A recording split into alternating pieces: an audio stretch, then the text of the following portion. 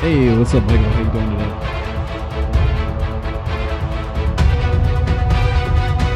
Following this hurricane.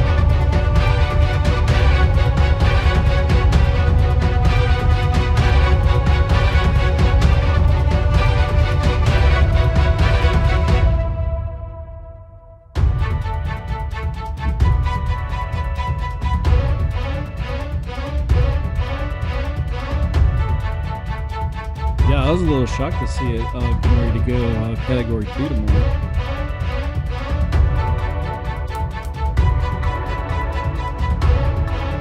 I think a lot of people were actually.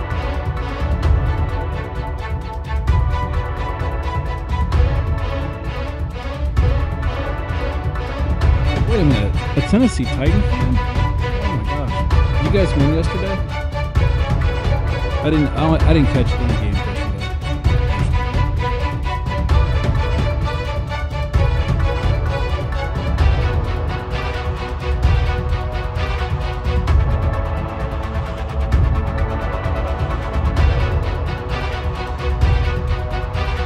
Wait a minute, is that music still playing?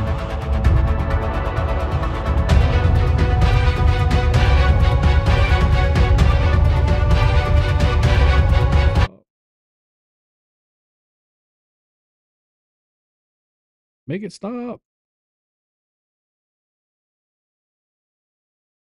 How do I make this music stop?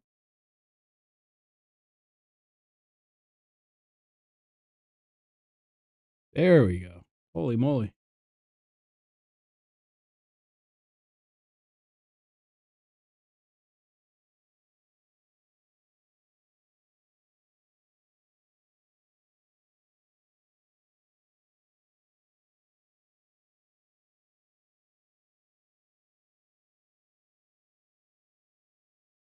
Yeah, the audio is jacked right now. I'm not sure what's going on. Need to go in here and play with the settings.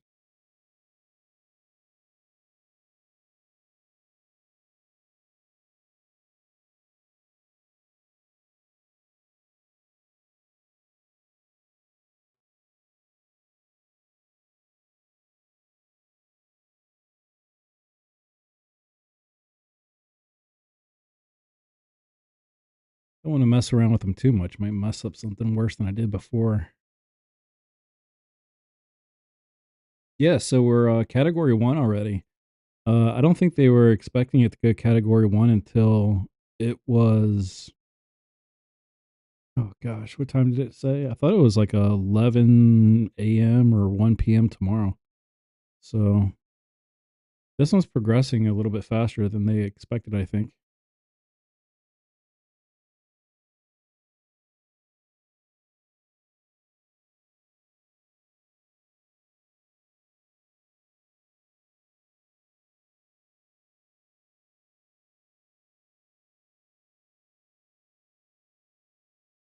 Let's see, where is it now? Is it no, it hasn't reached Texas yet. It's still parallel with Mexico. Hey, drop us a like if you like these type of videos. I appreciate it. And subscribe, turn on notifications, join us on X, Twitter, Facebook. We're on Discord now. All the links are in the description. You know I gotta say that kind of stuff. All right, let me see. This buoy hasn't updated since 7:30. Let me see if I can get a more current one up here. Where are my buoys? Let's check out the one just to the southeast of Corpus Christi. Let's see if we can get a better one there. Okay, that one updated at 9:30. So that wasn't too. Oh, it's dark. We're not gonna see anything. That sucks. Okay, it's too dark for that one. We'll try that one again in the morning. Let me see if I can get this down. We'll take that off the screen. That's gonna be pointless. Get that moved down here. We'll go back to the buoys at sunset and check them out. Those should be fun to watch because the storm should be. I think the storm will be fully up there by daylight. looking at it now, it's moving really slow. Earlier today, it was moving at like 5 miles an hour. Wind speeds aren't 5. Let's see, where are we at right now? Do, do, do, do, do, do, do.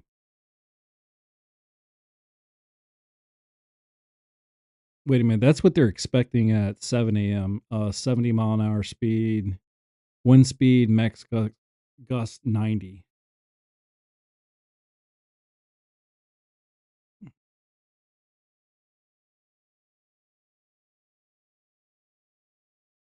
Mm, let me double check. Let's see. 98.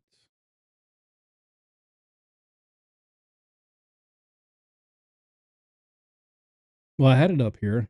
Hold on. Let me check something here. Mm, that was yesterday's, I think. Let me refresh that. Do, do, do, do, do, do.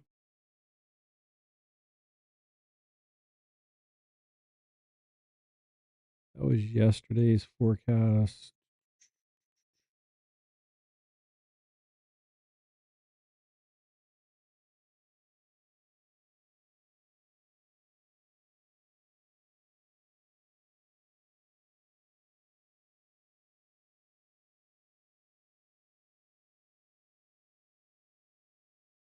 That's saying that the gusts were. Oh, that's not. It's not miles per hour. Okay. Let's go back here.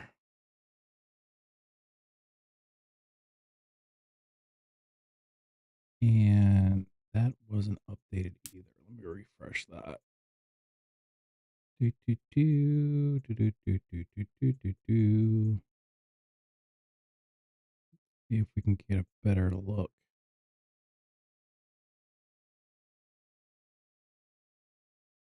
See if we can get a better look at this one.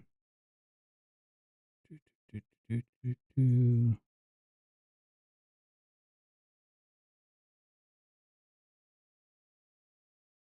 That was almost an hour ago. Here's 6 minutes ago. Yeah, it's so dark. It's really hard to tell anything.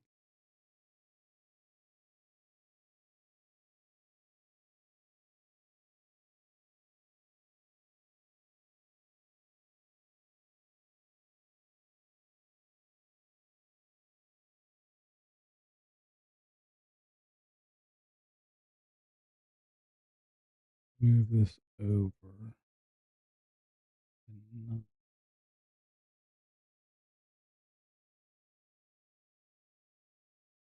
Yeah, it's revving up.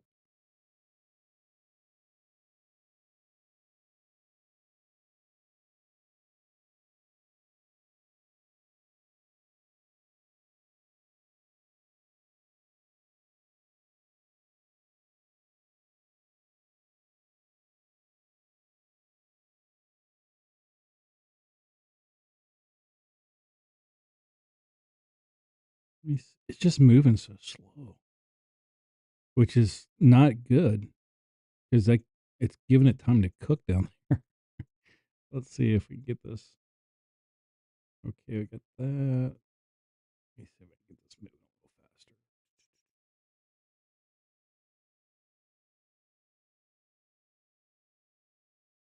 faster. It's cooking.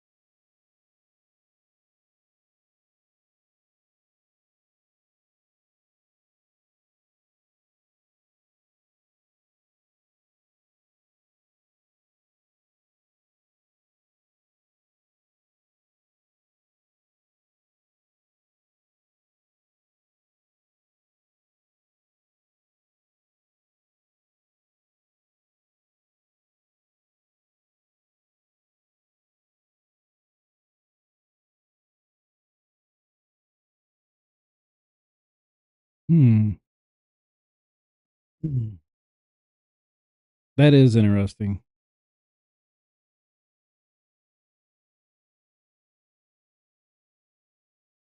Um, Let me check it here. I think it was there were 4, weren't they? Yeah, so we have 1 hurricane, Category 1 right now, and we have 4 tropical depressions. How far out is that one? 92L is right in the middle of the Atlantic, I think. Let's see if it'll show us. Yep, there she is. So that's 92L right there. It's still pretty far out there. But here you can see Francine right there in the Gulf, and then the other one is out here. Yikes. Yikes, yikes, yikes. Where's this one at? So this one's over there cooking over India right now. That's way, way off. And then this one is cooking in the Pacific. And what's this one doing here? Is that in the Pacific as well? Let's see. Yeah. Yikes.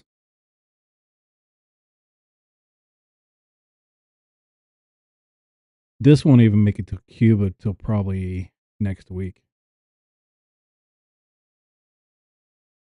Maybe Thursday. Let's see. What's today? Monday. Okay. Tuesday, Wednesday, Thursday, Friday, Saturday, Sunday. It could hypothetically hit the Dominican Republic probably by Sunday, maybe, if it's really moving.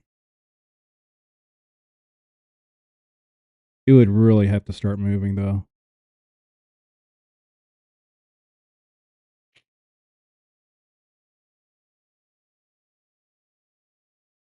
Francine's moving so slow right now. Let's just see if we can get a better representation of how fast it's moving.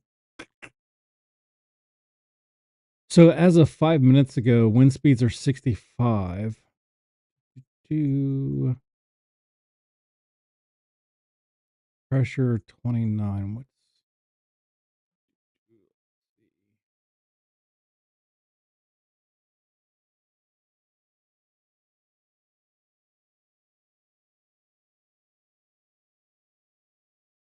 see that track has it going a little bit more right towards New Orleans, and this one has it going towards the center state as well as that. But let's see. Thursday.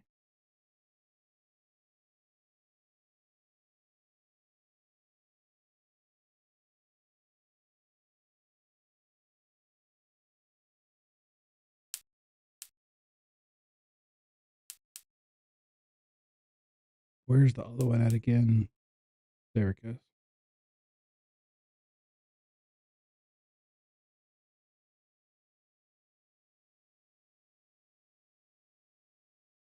There's a lot of storms down there.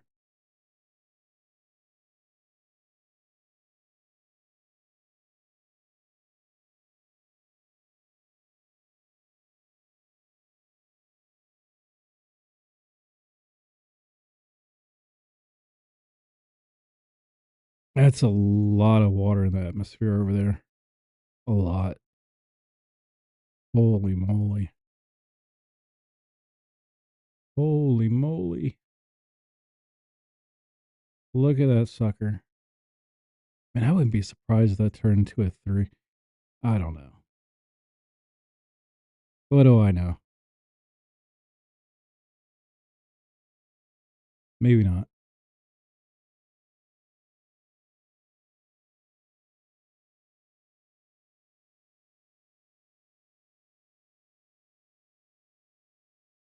That's still pretty wild though to look at.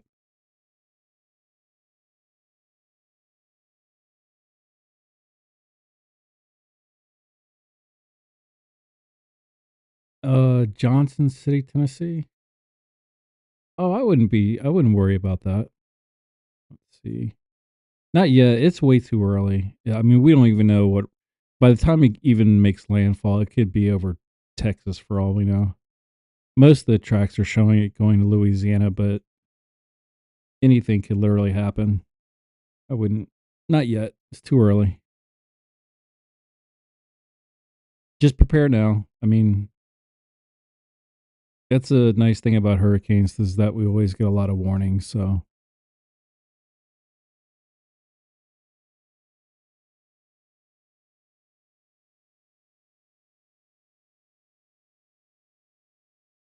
we did get quite a few, tornadoes from that. What was it?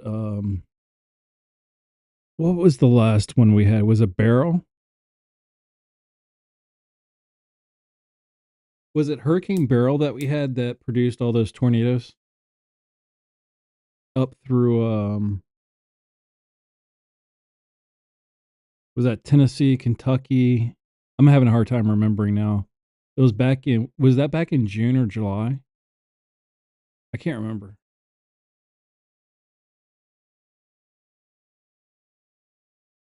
Now that I think about it, I think it was the end of June, beginning of July, somewhere around there.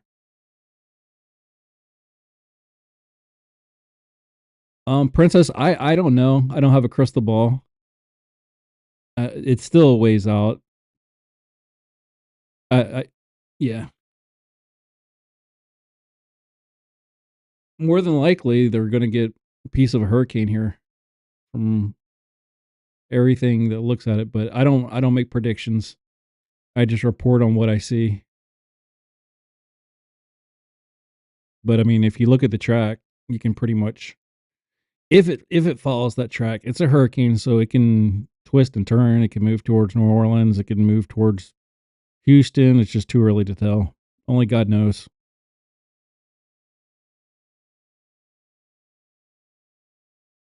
Yeah, Michael, that's the thing with these hurricanes after a couple days, once they get on land, it can really get crazy. It's very unpredictable. The hurricane itself is more predictable than the aftermath that it can cause.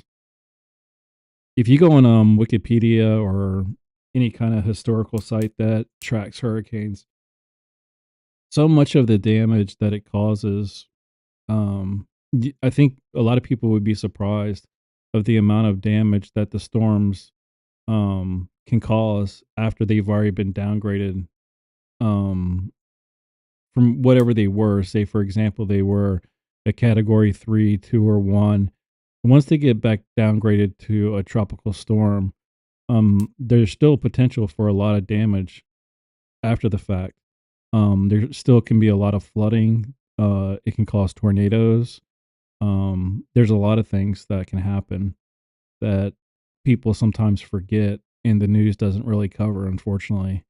They pretty much cover, the initial landfall and the initial flooding, but the people kind of get forgotten for this for the storm after the fact, that keeps on going. And and we've already had an example of that this year. I believe it was Beryl. I can't remember, but I'd have to go back and take a look at that one if that's the one it was. Yeah, we sure could. We sure could. We could definitely see a western push. We could see an eastern push. We could see everything. It's just so early right now. Most people they weren't predicting that it would be a category 1 by this point either. 12 hours ago, or was it that long ago? 12 hours ago. So it's changed so much in the last 12 hours. They said it was going to be a category 1 when it made landfall. Now they're saying it's going to be a category 2. Now they're saying by the time it hits, if it stays on this track and it, you know, hits land right there, it's going to be back to a category 1. So it could change 5, 6, a dozen times by the time it eventually makes landfall. It could blow over the Gulfport. It could blow over to Mobile, Alabama. It could blow over to Florida. It could blow over to Texas. I think Florida would be kind of pushing it, but I think that would be a stretch. But Crazier things have happened. I hope it would just downgrade right back down to a tropical storm, to be honest with you. That's what I would if I was in the path of the storm, I would be hoping that it would be, you know, it would just fizzle out, but it's not gonna do that. So, best thing to do is if you're in the path of the storm, just get prepared. You know, that's the best thing that you can do.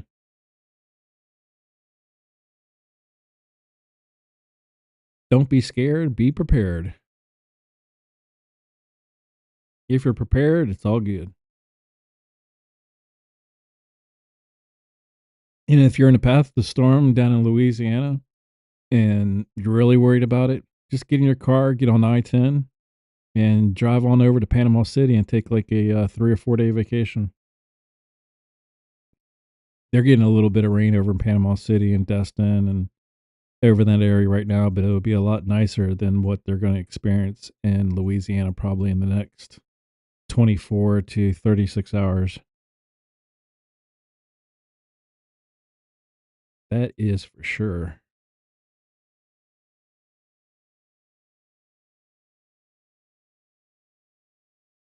Let's see what they're predicting as far as what it's going to get. Wow, max gust 120 and 100-mile-an-hour wind speeds when it gets parallel with Corpus Christi. Not close to Corpus Christi, but parallel with it out in the Gulf. Around what's today, the 10th? We're going into the 10th here for Tuesday. So that's Wednesday at 11 a.m. They're saying that it's going to be at its peak, but that could change. It's changed 3 or 4 times today. So, but if it does exactly what they think it's going to do on Wednesday at 7 a.m., it should be around 100 miles an hour, gusting at 120. And then by the time it makes landfall, it'll be down around 85, which is nothing to sneeze at. I mean, that's not nothing. It's going to be a big ass storm. I mean, it's as wide as the state of let's see, maybe zoom out on it really quick. Uh yeah, it's as wide as the state of Louisiana right now. The storm. I'm just looking at it. If not, it's darn close. Definitely as wide as the state of Florida, the central part. And keep in mind, we still got, we got another tropical depression out in the Atlantic forming right now. Right there. That's going to be an interesting one too. That should be that should be interesting to see what it's going to do. Wow, look at that when you zoom out. That's really cool. It really gives you look at that going right up the East Coast. Look at that. It kind of makes me wonder if that track is correct. I'm kind of wondering after it makes landfall, will it continue at a northwest or a northeast, northeast, or will it go more towards the east? That's what I'm kind of wondering. If it will kind of start skirting to the east and go across Alabama and the Florida Panhandle up into Mississippi first, then into Alabama, the Florida Panhandle, and then up into Georgia, Tennessee, Florida, Georgia, up there, opposed to where it almost, I think the track that it has it going along now after it makes landfall, let's pull it up here. They have it kind of going right up the Mississippi, kind of following that track right there. And I'm kind of wondering if once it hits, say, for example, it stays on its current track, and once it gets up to, say, for example, let's say it goes through Baton Rouge. I'm wondering if it's going to start making a eastern turn towards Mississippi, Alabama, and Georgia. I'm not so sure I'm digging that track that they have right there. I think it's gonna go exactly where they're saying it's gonna go as far as, making landfall. If I had to guess, I would say it's a little bit more towards the west of what they're showing, but who knows? But I'm not that doesn't really concern me. I'm kinda worried about the after that hits makes landfall, what's gonna happen there? Because as Michael brought up, last time I think it was Hurricane Beryl we had, um, I mean, the damage after the fact, after it made landfall was horrific. I mean, we had so many tornadoes, so much flooding, it was ridiculous. So, I know we got a lot of watchers in, Mississippi, Alabama, Tennessee, Kentucky, all over the place over there. So, but you do kinda have the, what is that right there? We do have the advantage of having plenty of warning for this. So if you're in the path of this storm, and I would, when I say path of the storm, take the storm, like the route that everything that's in red right there, I would multiply it to the left, however wide it is in the center. Just pretend it's that wide out to the left and that wide out to the right. And if you're in those areas, you should be prepared just in case. Fill up your gas tank, have plenty of batteries on hand, plenty of food, that kind of thing. Having gas in your car is probably one of the most important things because you can use your car for, obviously one to get out of town, and two you can use it to recharge your cell phones if the power goes out for extended period of time. Say your power's out for a week, you could always start your car and recharge your cell phones, tablets, whatever, that kind of thing. Go to the ATM now, get some cash, put it in your wallet. Because if the electricity goes down, the ATMs aren't working, or the stores aren't accepting debit cards, obviously, you could still have some cash in your pocket. Um, get a couple cases of water just in case. All the normal stuff.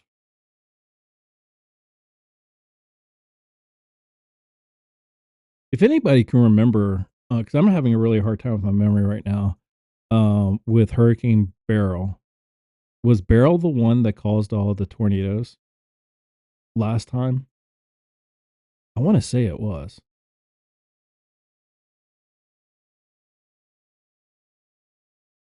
Let's see. Let me see if I can, pull it up on Wikipedia. Let's see. Hurricane it was spelled Beryl, I think. Beryl. Let's see. Okay, so Hurricane Beryl formed on June 28th, and it didn't dissipate until the 11th of July. Um, no.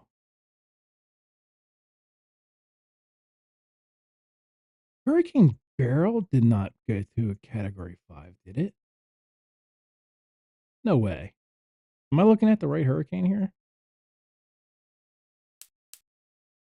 All right, let's see. Hurricane Beryl was a deadly and destructive tropical cyclone that impacted parts of the Caribbean, the Yucatan Peninsula, and the Gulf Coast of the United States in late June and early July of 2024.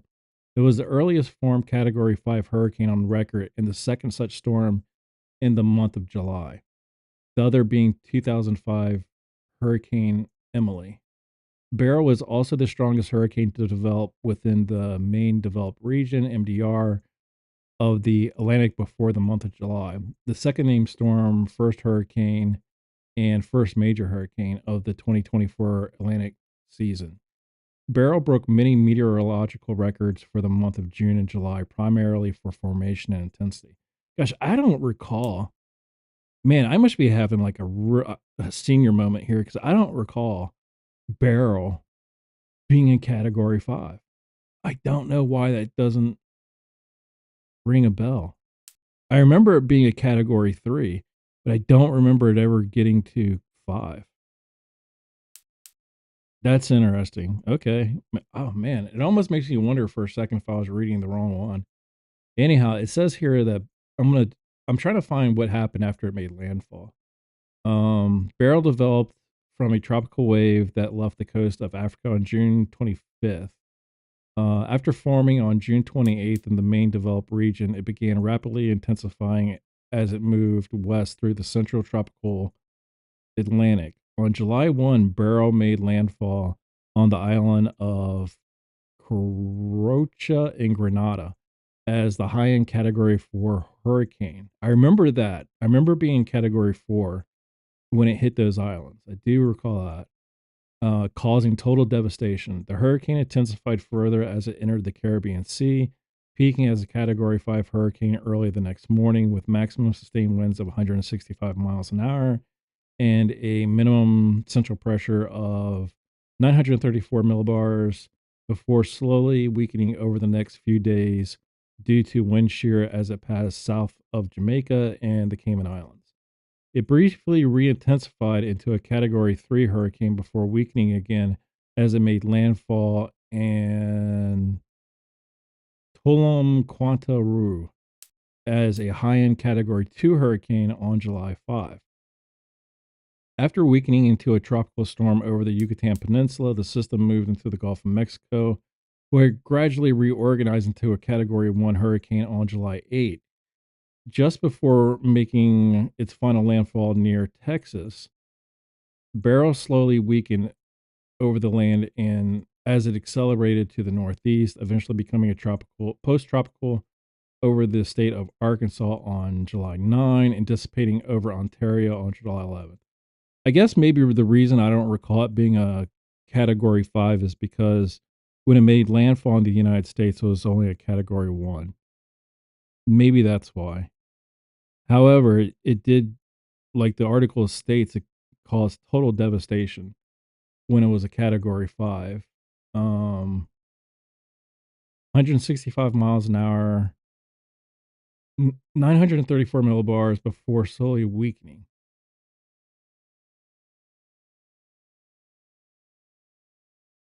When it hit Grenada, it was a category 4.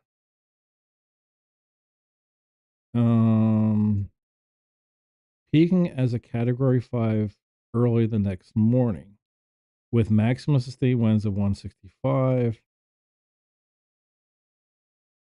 Um, where did it cause the devastation again? Grenada or Grenada, whatever you want to call it. Grenada, Grenada. Um, See that one passed to the south of Cuba. It looks like. Um, and that one started forming off the coast of Africa on June 25th. It looks like. I'm trying to scroll down a little bit farther to see.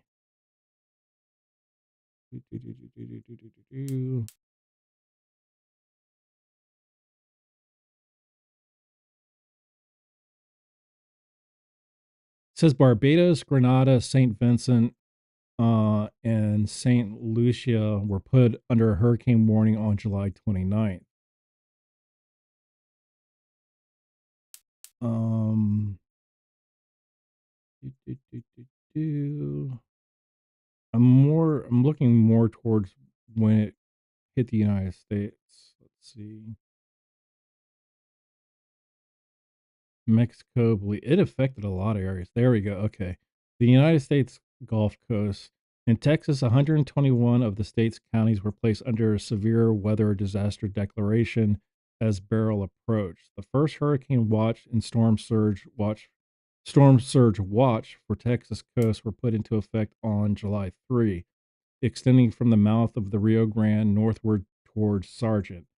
The coast between Corpus Christi and Sargent was placed under a hurricane warning on July 6th, with the adjoining areas including Greater Houston, along with the counties just north of the U.S. Mexico border, under a tropical storm warning. A storm surge warning was also put into effect from Padre Island to St. Louis Pass, including Corpus Christi Bay and Montagor Bay. Authorities in several coastal counties issued voluntary evacuation orders for residents in low-lying and unprocessed protected areas. A mandatory evacuation order was issued. Okay, this just goes on about that. Let's go down here. It says on July 4th, Shell and Chevron began moving non essential employees from oil platforms located off the Texas coast and preparing them to weather the storm. On July 7th, FEMA pre positioned personnel, commodities, and supplies on the ground in Texas to support state led hurricane response efforts. All flights into and out of Houston's William P. Hobby Airport and George Bush Intercontinental Airport were either delayed or canceled for July 6th.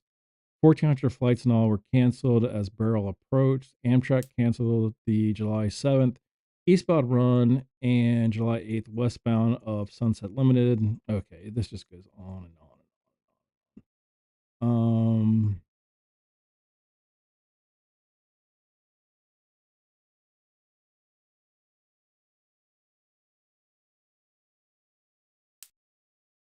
Okay.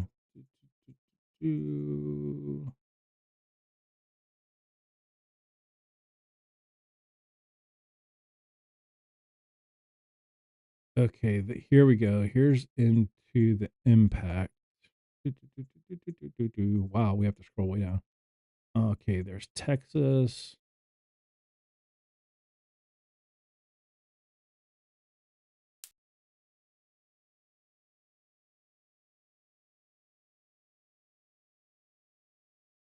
Yeah, there you go, Beans. You hit it right on the head, buddy. It was a category 5 down in the Caribbean and hit Texas at a category 1 or category 1 half. Um Oh wow, so it did hit you. It hit you guys head on there. They say it was a category 1, but it felt like a category 2. Man, that's crazy. How close are you to the are you right there on the coast there? Let me see. 29. Oh, there we go. Okay. I'm trying to see. Okay, it says Beryl made landfall near Matagorda. I'm not sure if I'm pronouncing that right. Matagorda.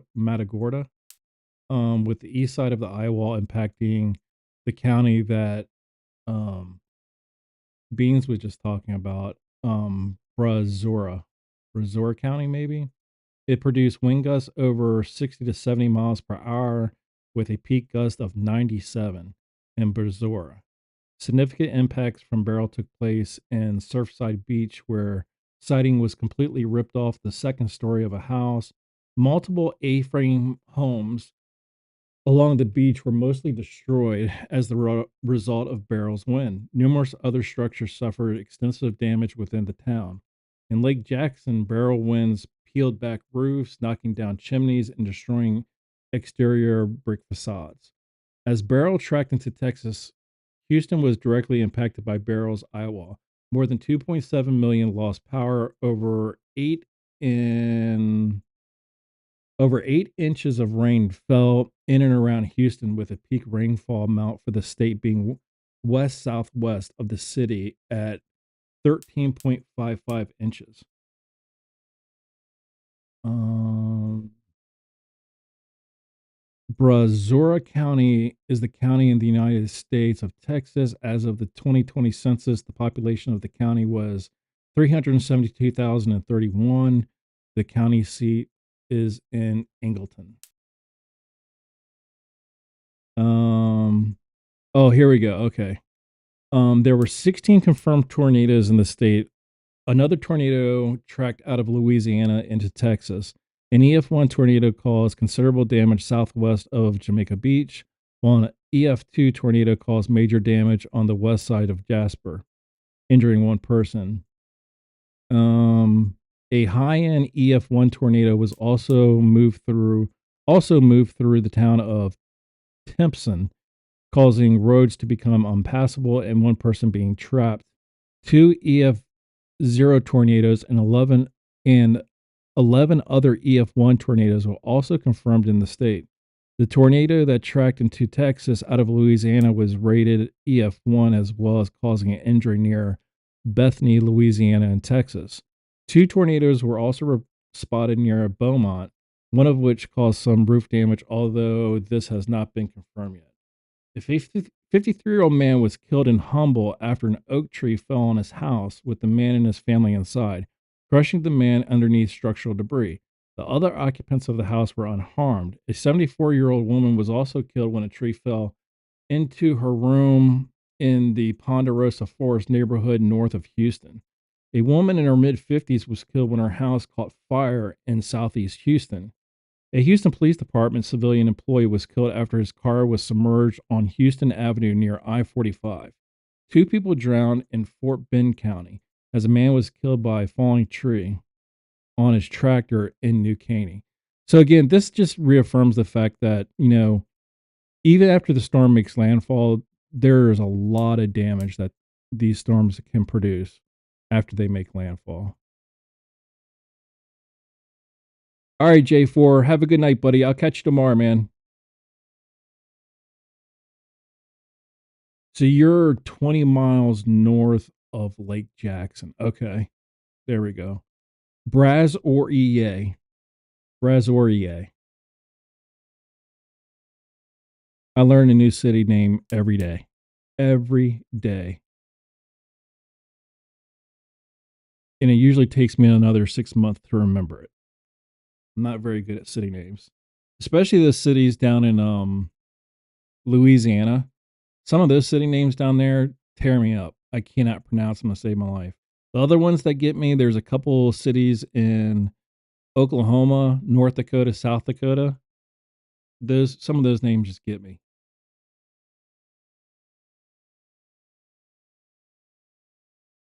Uh-oh.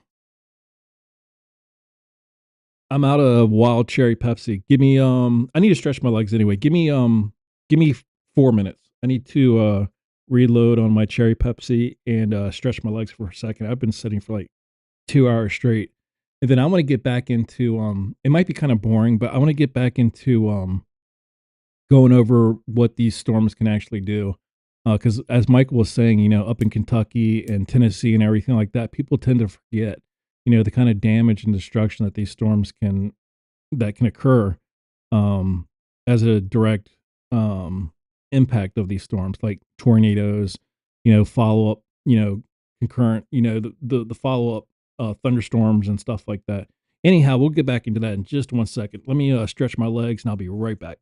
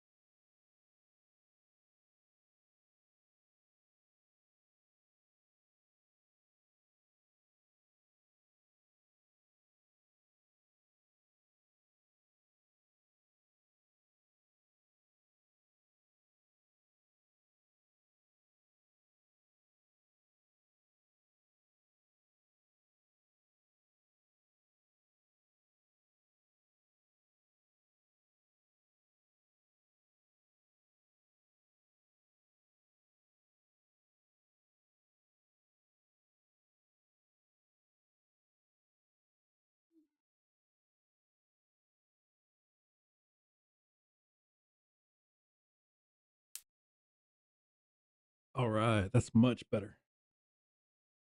Had to get up and stretch the legs. Get back into this.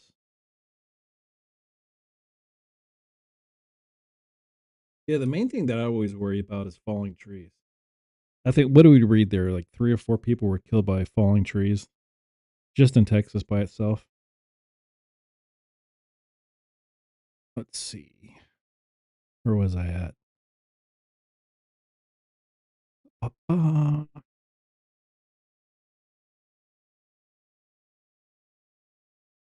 okay. Okay, here we go. Getting in.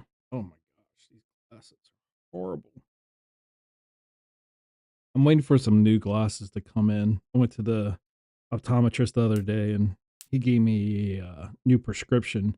They told me it'd be about 4 business days before I got my new glasses. These are all scratched up and cloudy and dark, and I've had them for years. I can't wait to get the new glasses and try to read with those things. These are just terrible. My dog has chewed on them. I've dropped them on concrete. They're all scratched up and can't wait. I feel like I have new eyeballs when I get the new glasses. Can't wait. Okay, so Beryl made landfall in Texas. Oh, wait a minute. I forgot one thing.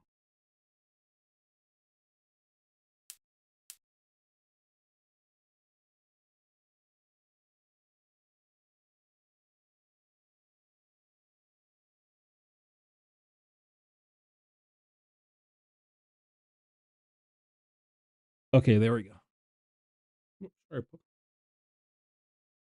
All right. So as the storm moved up through the Mississippi Valley, it says Arkansas was battered by rain as Beryl moved through the as a tropical depression. The highest rainfall total in the state was 8 inches. In Ico in Great County. What is Ico? ICO. Areas in the Little Rock metropolitan area in Pulaski County received over 2 inches of rain, while the peak total being 7.31 inches in the Ferndale area. Although it had weakened, wind gusts up to tropical storm force were recorded in the state. The peak record gust was 47 miles per hour, and the Doddridge. I'm not sure if that's a county. See, Doddridge is an unincorporated community in southern Miller County, Arkansas. 5 miles north of the Louisiana border, Doddridge is located at Junction, Arkansas Highway 160. It says many tornado. Okay, here we go. Now we're getting into it. Many tornado warnings were issued in the state as well.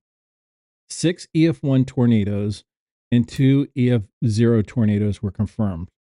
So there's 6 right there. 2 other EF1 tornadoes were tracked out of Louisiana into Arkansas. Almost 14,000 Arkansans were without power. So think about it. It made landfall in Texas. And when it hit land, it was either EF1, possibly EF2. I mean, EF1, a Category 1, possibly a Category 2. And as it moved into Arkansas, it still caused 14,000 power outages. And they're saying that this storm, when it makes landfall, could potentially be a Category 2. And that's obviously subject to change between now and then. A lot could change between now and then. We don't know.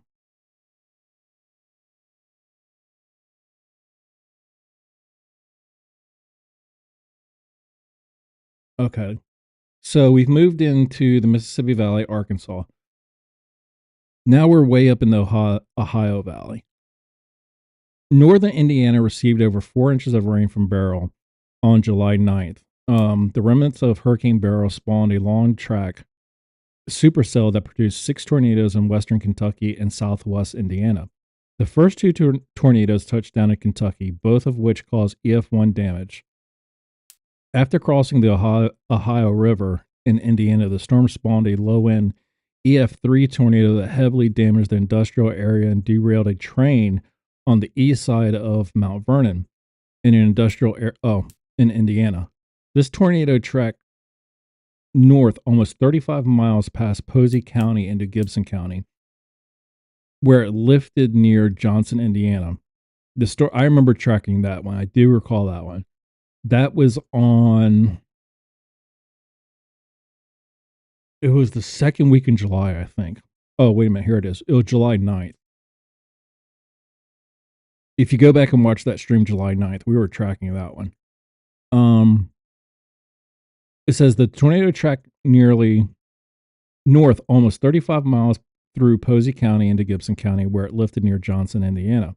The storm later produced an EF1 tornado and an EF2 tornado as well. Separate storms were also produced EF0 tornadoes near Debris, Kentucky, and Shoals, Indiana, Shoals, Shoals, Indiana, and an EF1 tornado near Snake Run. Beryl's remnants spawned over 9 tornadoes in southwest Indiana and northwest Kentucky. Several tornado watches were issued in addition to flood warnings, watches, and advisories due to heavy rainfall across the Ohio Valley. In Illinois, gusts up to 40 miles an hour were felt in central regions of the state. The highest gusts were felt in Coles County Memorial Airport, 45 miles an hour.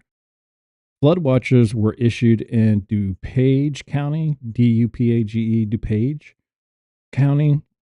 Many fields, especially in the southern portion of the state, were inundated with floods. About 2 to 4 inches of rain fell in the state. So we've moved up from Texas, Houston area, up through Arkansas, all the way up into the Ohio Valley. Now it's still rolling into the Great Lakes as the storm remnants moved over the lower peninsula of Michigan late that day and then into the next day. 34 counties were put under a flood watch and 8 under flood advisories. Heavy rainfall on southwest and central Michigan resulted in localized flash flooding, power outages, and minor storm damage.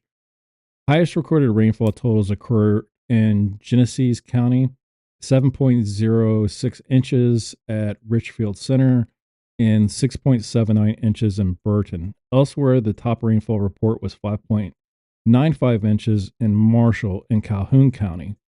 In western New York, 25,000 customers lost power. That's 11,000 more than lost power in Kentucky. That's in western New York. So essentially, it's gone up the whole center of the country, all the way up into the northeast. So western New York, 25,000 customers lost power. 7 tornadoes were also confirmed in the state, 7, including a low-end EF2 tornado that destroyed multiple farm buildings near Eden. 3 of the other tornadoes were rated EF1, 2 were rated EF0, and 1 was rated EFU.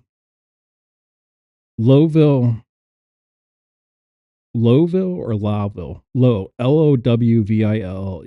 Lowville, New York, recorded 6 inches of rain, which broke the record for a single day rainfall total. New England. Towns in northern New Hampshire were severely damaged, while roads were damaged and some bridges. Due to the flooding, around 20 people were left stranded at a Walmart and required rescue. Oh, I remember that one. Do you guys remember that one? The news story of the people being trapped in the Walmart? I forgot all about that. Due to the flooding, around 20 people were left stranded at a Walmart requiring rescue. I remember that. Monroe, Dalton, and Littleton were among the damaged towns. Vermont was hit by severe flooding due to Beryl's remnants, wiping away bridges and severely damaging homes. Over 100 people in the state required rescuing due to the storm. Montpelier was the hardest hit area, with over 6 inches of rainfall falling near the city. A man in his UTV was swept off the road and killed in the town of Peacham. I'm not sure what a UTV is. Something terrain vehicle, I guess. Utility terrain, I don't know. Another man died in Lydenville. while attempting to drive through floodwaters. In Plainfield, an apartment building was completely wiped away by floodwaters. Oh my gosh. And a car was swept away into the water. An apartment building was completely wiped away by floodwaters in Plainfield. Plainfield, a town in Washington County, Vermont. Population 1,236. An entire apartment building was wiped away due to floodwaters in Vermont. Now, keep in mind, this is a Hurricane Beryl that hit Houston. And we're talking about days later in Vermont, it was producing enough rain to cause flooding that knocked an apartment building, completely destroyed it. So, Michael has a very valid worry. Hey, what's up, Samuel? Welcome from Mississippi. Yeah, you guys are. It looks like they've moved the track of the storm a little bit, a few more miles to the east, making landfall. Right now, it looks like it's right in the center of the Gulf. I mean, the coastline of Louisiana, and this storm is definitely going to affect Mississippi. Biggest city being Jacksonville is right there in the center of it. Yeah, I really hope people don't underestimate this. This is going to be a an event. That is for sure. Let's see. 32. Um, and I'm going to keep this stream going for however many days. It's probably going to be, gosh, if it makes landfall, what are they predicting? Let me see.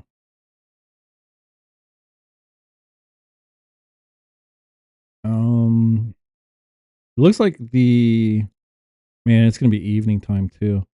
They're predicting making landfall on the 11th, which is Wednesday evening. Uh, According to this, maybe between that's going to be Central Time, so maybe between 6 and 7 Central Time, assuming that the storm keeps moving at the same speed and track and everything like that. Now, if it tilts towards the west, towards Texas, it could be a little bit earlier in the day. If it goes more towards the east, towards Mississippi, it would still probably be hitting New Orleans right around the same time. Again, that's assuming that the storm keeps the same speed and then blowing into Mississippi probably within the next couple hours.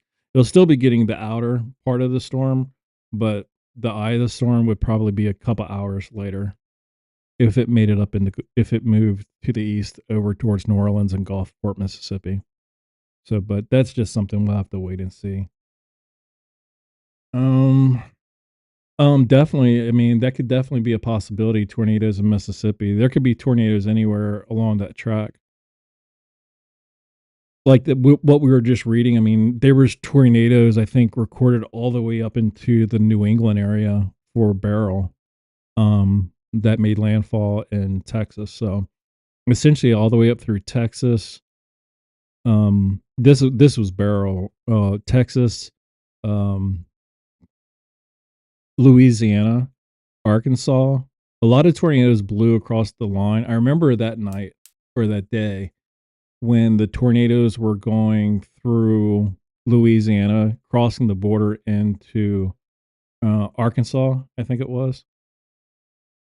I forget the name of the county that it crossed over into. But they were crossing over the border from Louisiana into Arkansas into those two counties that are south of Little Rock, I think.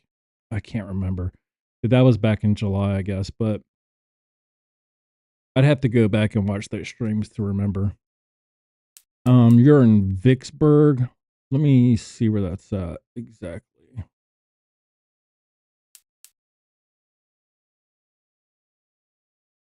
Vicksburg, Mississippi. Let's see.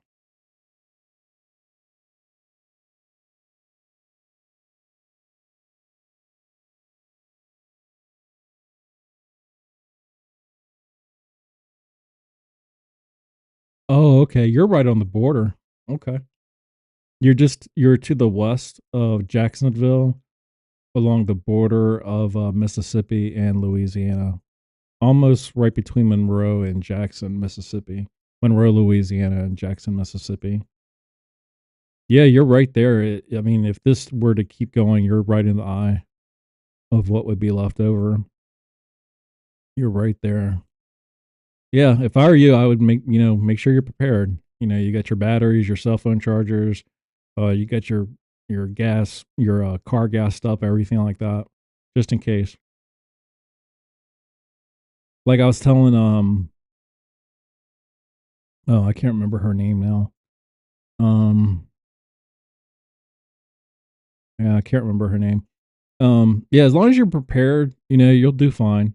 You know, the only thing that's kind of unpredictable with these storms after they've made landfall is the tornadoes and falling trees. Those are two killers, and floods, of course. That's one of the most avoidable things that you can you can avoid is getting killed in a car on a road where there's flooding. If you're under a flood warning or flood watch or anything like that, take those things seriously because as I just read on Wikipedia, and a lot of those deaths, I'd say 15 to 20% of the deaths were caused by people getting in their cars and trying to drive through flood areas. So those are totally avoidable. The only unfortunate thing that's not avoidable is the falling trees and tornadoes. Tornadoes are more, we cover a lot of those throughout the year, and a lot of those are avoidable. Just have a plan. Find your safe place. If you have a basement, make sure there's a tornado warning or something like that. Go into your basement, go into the most, if you don't have a basement, go to your most interior room on the lowest floor of your house. Stay away from windows. Make sure that you have an emergency weather radio. They're just as important as having, a smoke detector or carbon monoxide detector in your house. I have two of them. I keep one inside the house, and I have a detached garage. I keep one out there too. And the reason I originally got the first one is I'm a pretty heavy sleeper, and I don't the notifications on my phone don't wake me up. No way. So this little guy, this little Midland emergency weather radio is really, really loud. And I plug it in the hallway and it wakes me up every time and alerts us to tornado warnings and such. But I think every house needs to have one. Um, and you can pick them up super cheap. I even have a Amazon affiliate link in the description of this video for the Midland radios. I think they're less than $20. They're about the same price now as a smoke detector. So, and they run off. You plug them in. They run on power, and they also have. I think mine runs off 3 AAA batteries in case the power goes out. And those batteries are last. I change them, twice a year, just like I do with the smoke detectors. But anywho,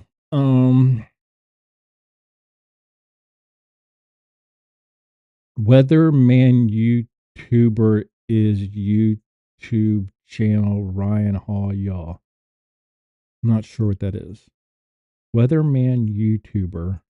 Weatherman YouTuber is YouTube channel Ryan Hall. Weatherman YouTube. I'm not sure who Weatherman YouTuber is. YouTuber channel. Weatherman YouTube. I'm not sure what that is, Samuel. I've heard of Ryan Hall. I've heard of him for sure. I'm not sure what YouTuber Weatherman. Not sure. Let's see.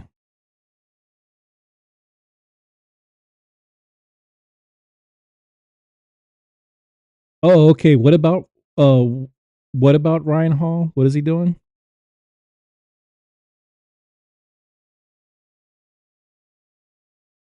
Or what about his channel? That's a weather channel, right? Ryan Hall is a weather channel.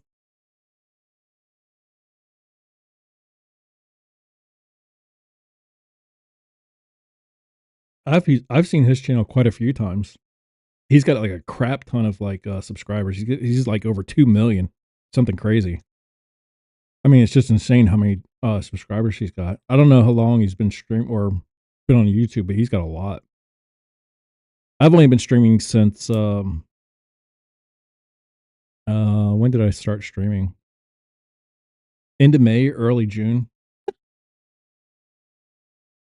YouTuber Ryan Hall, y'all new video. Okay. All right. Well, thanks for the update. Appreciate that. It's funny. Are you keeping us updated on the YouTube channels?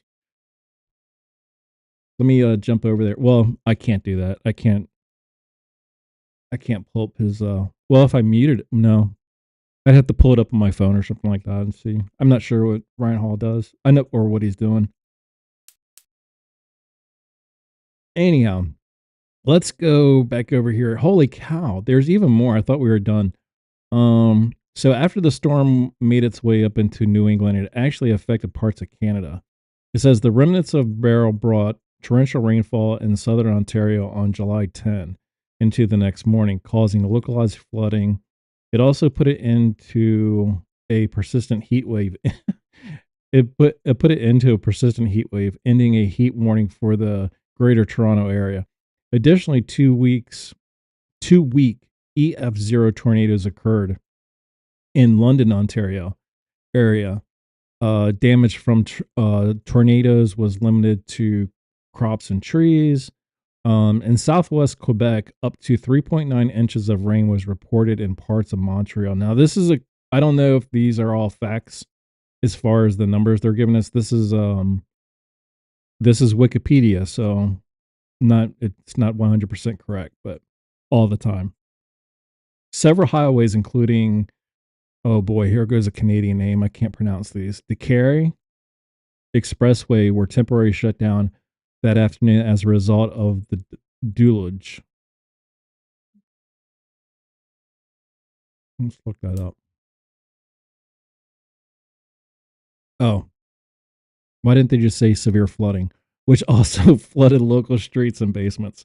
Further, over 9,000 Hydro Quebec customers, I'm assuming that's a power company, up there in the Montreal regions were without power. Beryl's remnant moisture pushed through Nova Scotia on July. Holy cow! All the way up to Nova Scotia, causing some localized flash flooding and washed out roads. In the Annapolis Valley, over 3.9 inches of rain fell within a few hours. 4 counties in western Nova Scotia were put under flash flood alerts that day. Also in Wolfville, a youth was swept into a ditch and drowned. Oh my gosh. Oh my gosh, it's horrible.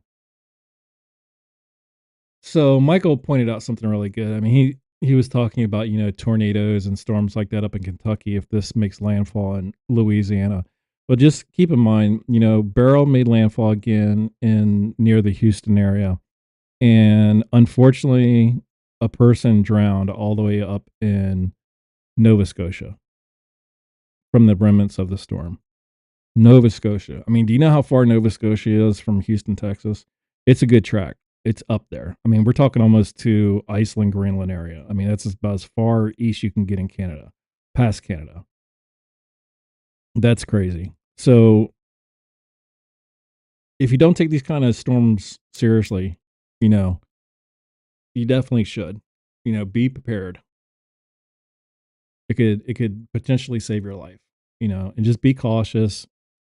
Again, that last death that was caused up in, what did I say, Nova Scotia, was caused by a flood. The kid got swept into a ditch, it said, and drowned. So you got to be careful.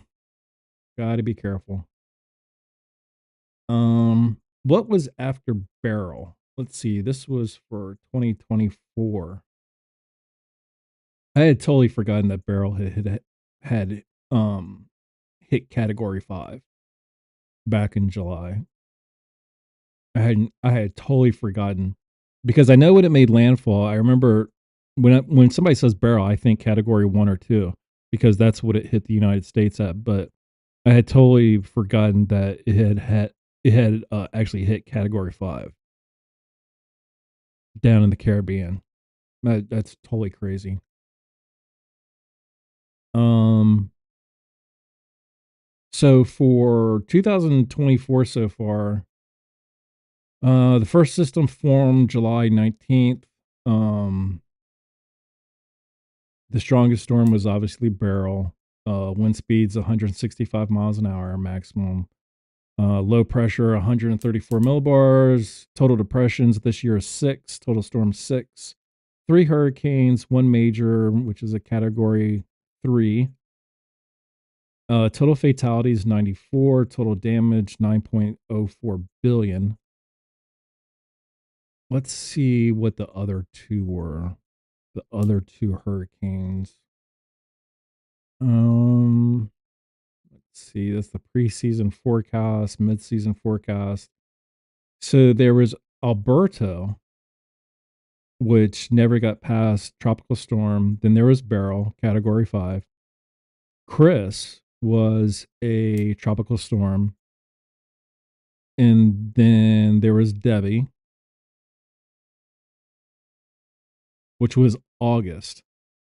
That turned into a category one. Then Ernesto, that was the last one. That got to category two. And of course, now we're in Francine. Let's see. What did Ernesto that made landfall? Let's see here. Um Obviously started as a tropical storm, but where did that make landfall? Um,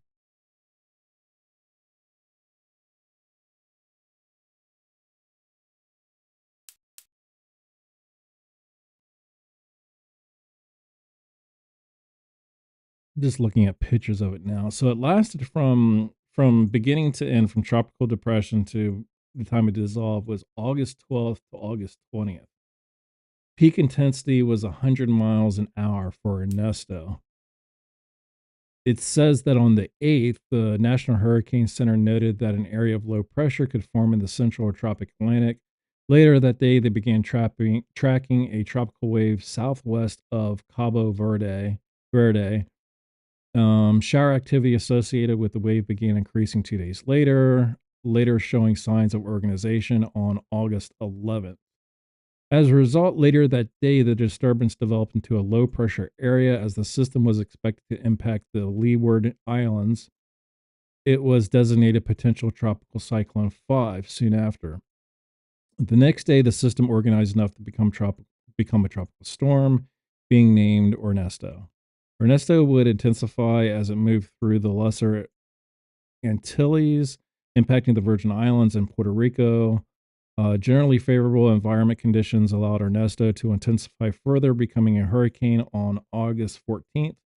Although it continued to be disrupted by dry air intrusions, the storm intensified further, peaking as a Category 2 hurricane a day later. Following this, Ernesto would weaken due to wind shear before making landfall in Bermuda at 8:30 UTC on the 17th of August as a Category 1 hurricane. After making landfall, Ernesto would then weaken further into a tropical storm due to dry air later that day. However, at 2100 UTC the next day, Ernesto re-intensified into a Category 1 hurricane as environmental conditions began to improve around Ernesto. Um, blah, blah, blah. Let's see. Let's scroll down a little bit more. Um, Several roads in the island of Guadalupe were closed due to the storm. Wind gusts on the island of Culebra, reached 86 miles an hour. Where down trees, blocked roads, and roofs were blown off. More than 45,000 customers lost power in the Virgin Islands as a result of hurricane force wind gusts. The entirety of St. Croix and St. Thomas lost electricity. The whole thing. Over 728,000 households in Puerto Rico lost power, about half of the island. An additional 235 households suffered water outages. In Bermuda, power outages were recorded as well. In South Carolina, two people died to to rip currents caused by Ernesto. In North Carolina, one person was found dead also due to rough seas conditions caused by Ernesto. In New York City, with swells predicted to reach 6 feet, Mayor Eric Adams ordered all beaches in Brooklyn and Queens closed. Interesting. So all the way up to New York, it caused problems.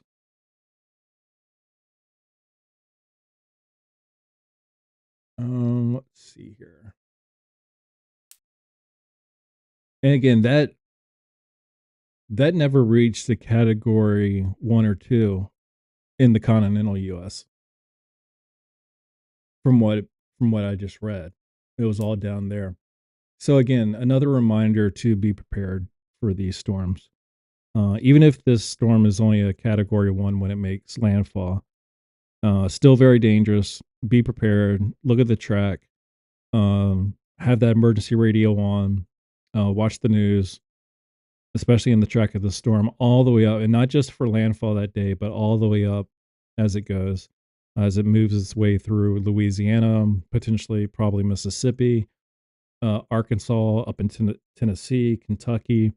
I mean, geez, with Beryl, I mean that article that we read about Beryl, devastating, devastating. And that was a category 1, I believe, when it made landfall in Texas also. And look all the, the damage, the destruction that it did, the loss of life, unfortunately, that we had as far north as Nova Scotia, for God's sake. I mean, that's crazy. That we actually had a fatality up there. Um, Here's just a little snippet as far as Francine so far. August 26th, the Hurricane National Hurricane Center noted that a low pressure area could form in central tropical Atlantic. 2 days later, they began tracking a tropical wave producing disorganized showers. Initially, showers from the wave were a bit more concentrated along its axis, becoming more organized on the 31st. And what are we at now? It's still September 9th. We got about 45 more minutes left in Monday. It's currently 11:13 Central Time. Um, Due to the system's imminent threat to land, it was designated um, potential tropical cyclone 6 at 2100 hours UTC yesterday. Higher wind gusts in the system were enhanced by a barrier jet near the Sierra Madre. Where is that? It's a mountain range northeast Mexico. The Sierra Madre Oriental is part of the American, oh my gosh, I cannot pronounce any of these. Cordelia, a chain of mountain ranges that consist of almost continuous sequence of mountain ranges that form the western backbone of North, and it gets cut off there. Holy moly.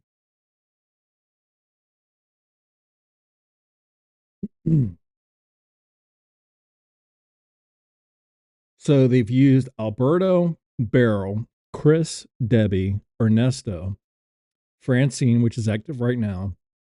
The next one that's out in the Atlantic right now, which is, I think, considered a tropical disturbance, is going to be named Gordon if it continues on.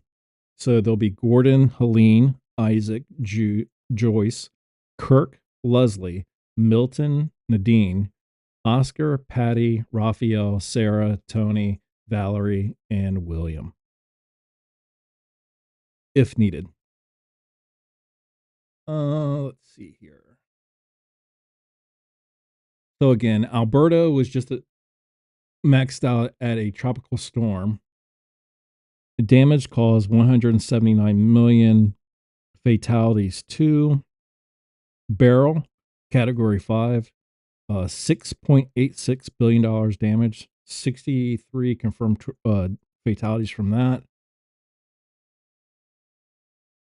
Tropical Storm Chris, less than $1 million damage, 5 fatalities contributed from that storm. Debbie, category 1, less than $2 billion damage in that, 6 fatalities confirmed. Ernesto, Category 2, 24.3 million, 3 fatalities confirmed. And Francine, tropical storm now, Category 1, potentially Category 2 or 3, probably a 2. No damage caused yet from that. Let's see what kind of warnings we have going on right now for the coast. Let's check here.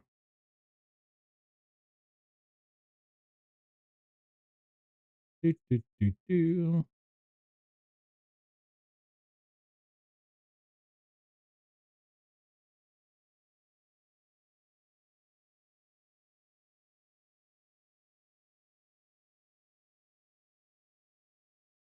Tornado at Beryl, Louisiana.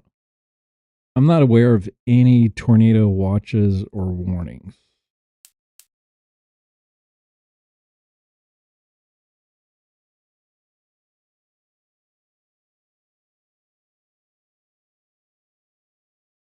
I'm not sure what that is, Samuel. Tornado at Winboro, Louisiana? Do you mean like in the past? Or do you mean, is there a current tornado warning? I'm not sure what you mean, buddy. The only thing that we have in Louisiana right now, of course, is the the hurricane that's coming. Tropical storm warning, obviously. Um, Threat to life and property that includes tropical forecasts, uncertainty in track, size, and intensity, potential for winds. Those are inaccurate numbers, 58 to 73. It's probably going to be a lot higher than that. Um, these are outdated. Essentially, Louisiana, Mississippi, be prepared now. Start getting ready. If you need to make a Walmart run, if you got a 24-hour Walmart, hit it up now. If you got a 24-hour Walmart and you got the time right now, go. If not, hit it up first thing in the morning because everybody else will. What else do we have? If it was me and I lived anywhere in Louisiana or Mississippi, in the path of that storm, I will. If my Walmart closed 18 minutes ago, but it'll be reopening in 6 hours. I'm at Walmart in 6 hours. If I'm low on batteries, I'm at the gas station filling up my car. I'm making sure that I have batteries in my smoke detectors, carbon monoxide detectors, in my emergency weather radios. Make sure that I have working, cell phone chargers. Um, making sure that the car is gassed up to as far as it can go. Maybe have a couple extra spare gas cans around, at least a couple gallons. Have some cash on hand. If you need to hit an ATM, go to the ATM now, just in case the power goes out before it's too late. If you can get a couple $100, put it in your pocket, put it in your wallet, whatever. Even if you can only get 20, 40, 50, $60, put it in your pocket just in case. Go pick up when you're at Walmart or wherever you go, pick up a couple cases of water. Get some food that won't spoil. Even if it's just peanut butter, some crackers, that kind of stuff. Bug spray is a biggie. If your power goes out and the mosquitoes are bad, the last thing you want to be is getting eaten alive by mosquitoes. Because you're probably going to want to open up your windows. If you lose air conditioning down there in Louisiana, Mississippi in September, it's going to be humid. It's going to be warm. You don't want to get eaten up by mosquitoes. Just try to think of things ahead of time that would make you uncomfortable and then go get those things that would make you feel more comfortable. Just assume that the power is going to go out, which it probably will.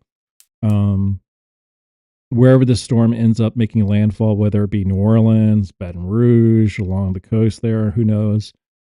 You're probably going to lose power. Just assume the worst, that you're going to lose power.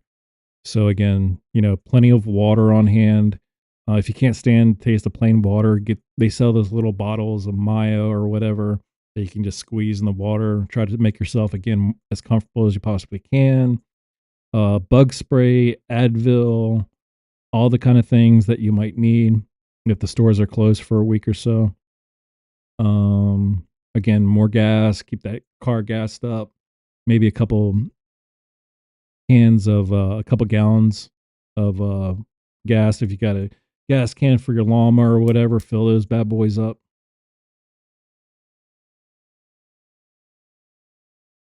Baby wipes are a big deal.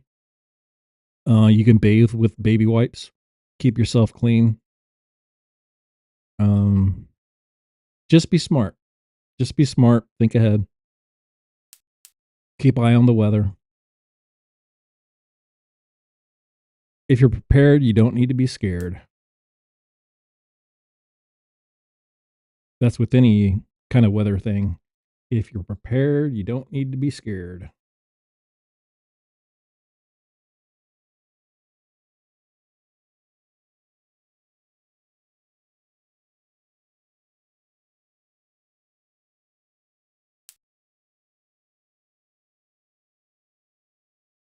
I'm just checking out some of these. They're still putting out some of these hurricane um the tracks. There's three main ones I think. There's the National Hurricane Center. Then I believe they have one in the United Kingdom, and I can't recall where the third one's at. Gosh, where I it's on the tip of my tongue.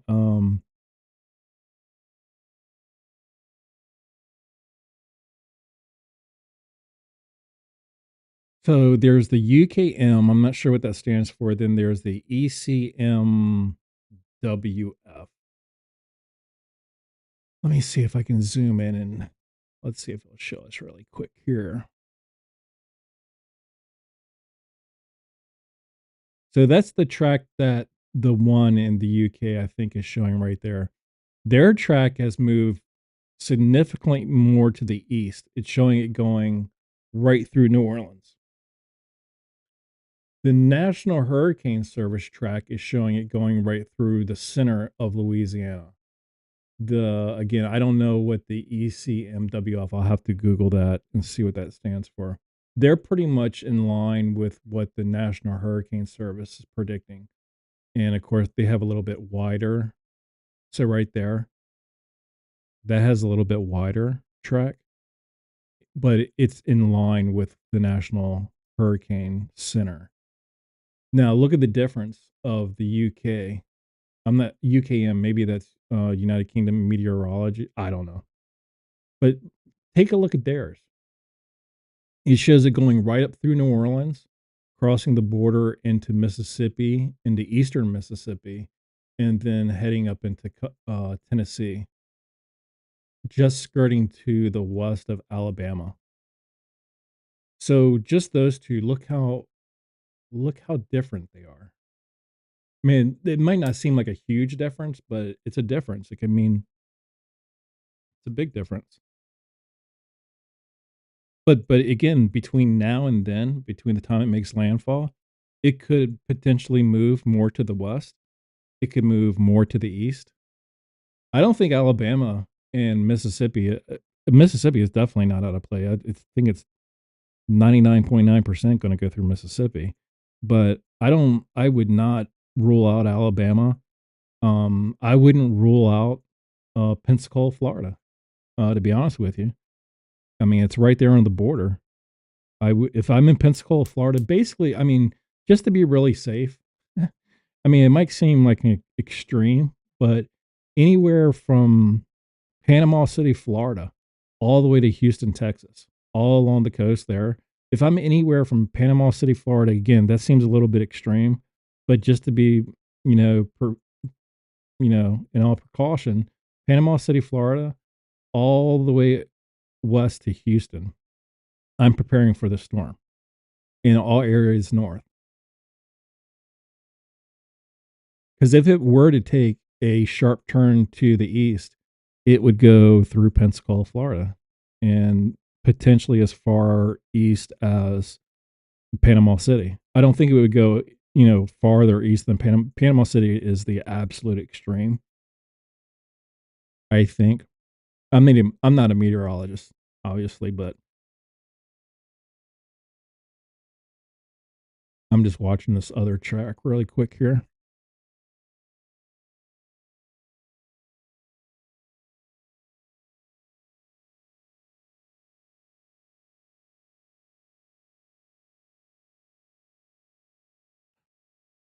Let's see.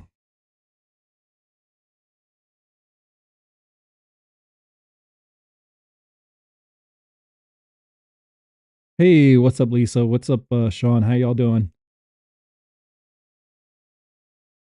Lisa from you are Hattiesburg, Mississippi. Welcome. Yeah, you're gonna get some rain here. You're right in the path here, aren't you? But you don't have anything to worry about. Like I said, you don't have to be scared if you're prepared. Just be prepared. Let me go back over here to the there we whoops. Oh, it reloaded on me. Okay. Actually, that's good. I'm glad that came up. Let me refresh this really quick.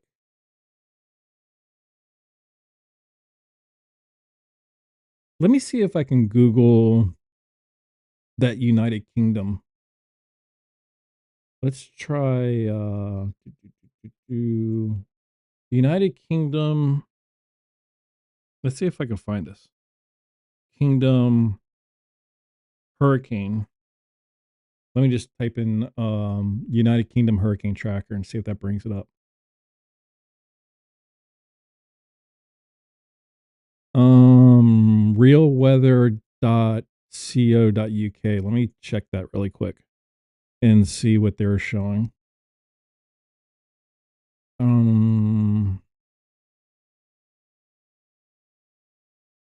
Wow, that was an empty website. They just show a map. Okay. That's probably not what I was looking for. Um, I don't want WeatherBug. I don't want AccuWeather.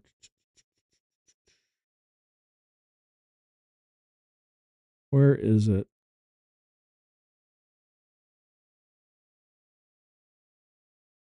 That's not it either. Here, let me go back to UKM. Let's try googling that real quick. UKM hurricane tracker. I'm not looking for University of Wisconsin. Let's see. There we go. I think I've just found it. Model listing. Nope, that wasn't it. Well, I had it earlier today. I can't find it now. I'm not sure why I can't find it.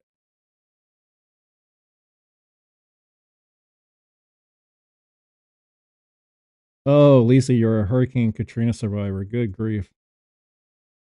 Yeah, I was living in Oregon when that puppy made landfall. We were watching it up there on the edges of our couches. Holy cow, that was terrifying. So you guys didn't evacuate or did you evacuate for Katrina? Or did you ride it out there?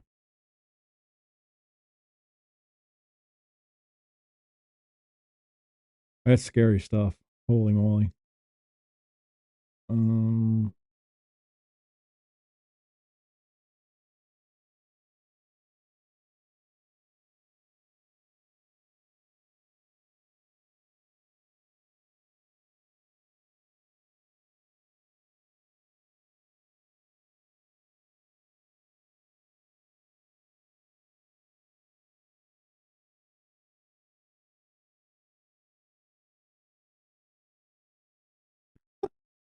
oh, that's funny. That is funny stuff. Holy cow. So this should be This should be a cakewalk for you if you went through Katrina.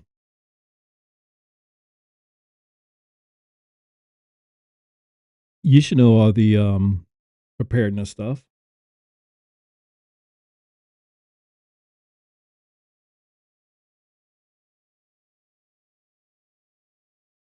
Oh my gosh, you made it up to Memphis and still ended up losing power? Holy cow. So, as somebody who's never been through a hurricane, I've lived in the Gulf Coast, but, luckily, I was already out of town, when the big hurricane hit us in, Mexico Beach and Panama City back in, what was it, 2015 or 16?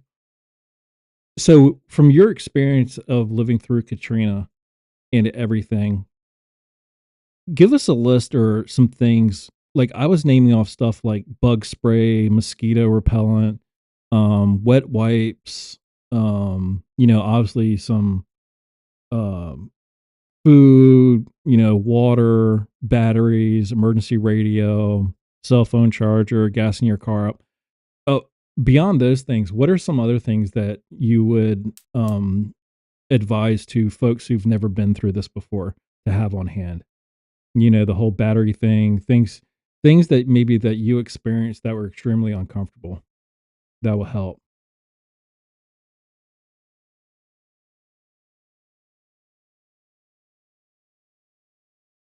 Yeah, that's what I was thinking too. I'm not sure what are their temperature, what's the temperature been like down there where you're at in the humidity level? Because that's gonna cause a lot of discomfort too if the power goes out. The heat and humidity, I would assume. Because I'm not a heat guy. I'm not a big fan of the heat unless I'm at the beach, and I'm definitely not a humidity kind of person. I'm not liking the whole humidity thing. And I imagine I'm an air conditioning person. I gotta have AC. If it cracks 70 degrees, I'm putting the air conditioning on. I gotta cool it off, and especially at night. I can't sleep when it's too hot.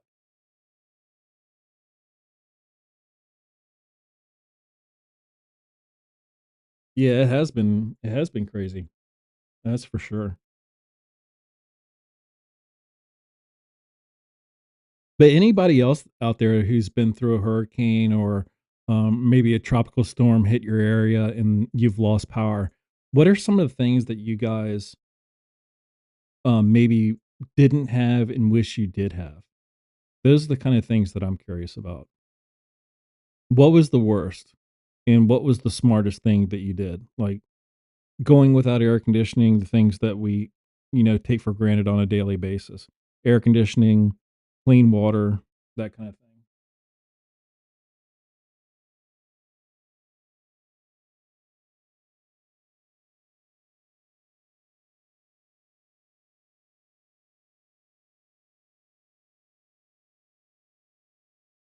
Oh, for, the track going through Tennessee? Sure, let me pull it up. Let me just zoom out a little bit. Now take that with a grain of salt, the track right there for Tennessee. That's not guaranteed. It could make a shift all the way towards, like, the eastern part of the state over more towards Knoxville. It could go right through the center, through Nashville. It could go where the track is saying that it's gonna go. It could go anywhere. It could miss the state of Tennessee completely. It could, go west through, Arkansas, through the center of Arkansas and miss Nashville.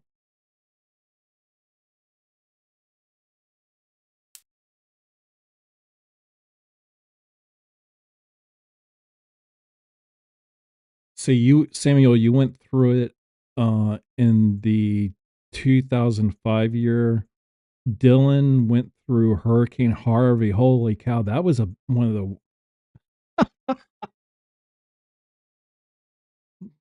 Dylan, I read your second comment first. I'm going back up the list. So Dylan suggests that you have a good supply of wheat and beer on hand. I'm assuming cold beer, right? And some ice.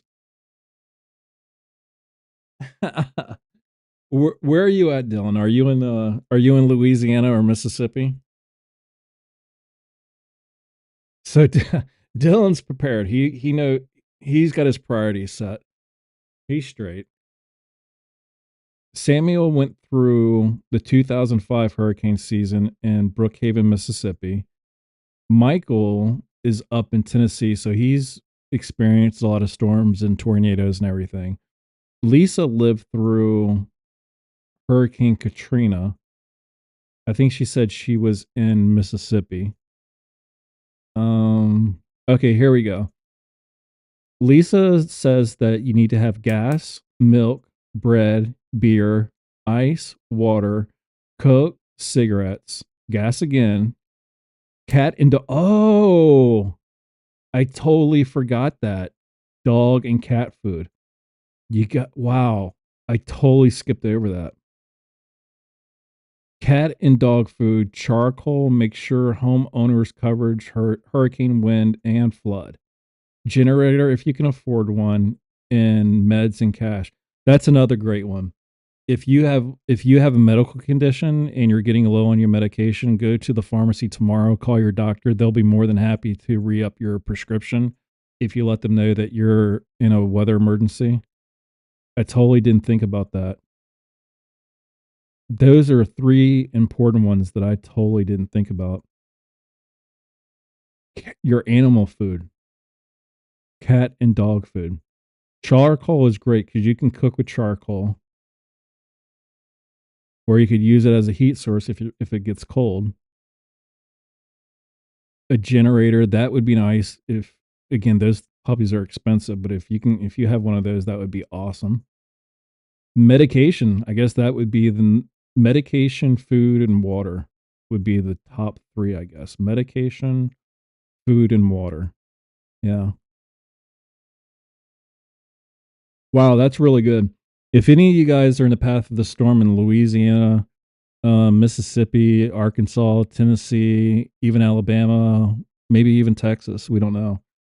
Read these comments from the people that are writing in chat. You're going to get some really good information.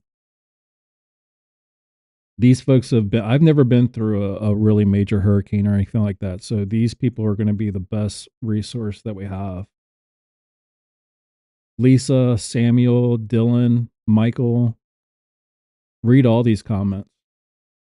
Dylan's down in Beaumont. Wow. Yeah, three of those hit home for me because I have to take blood pressure medication. And if I got super low on that, I'd be in a bad place.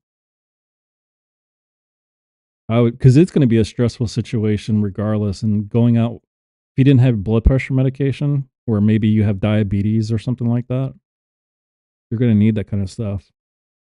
Especially if you're dealing with anxiety or you have if you deal with anxiety or PTSD or any kind of psychological medications that you need to take. Holy cow, a month before power was restored. National Guard had to set up and handing out MREs and bottled water.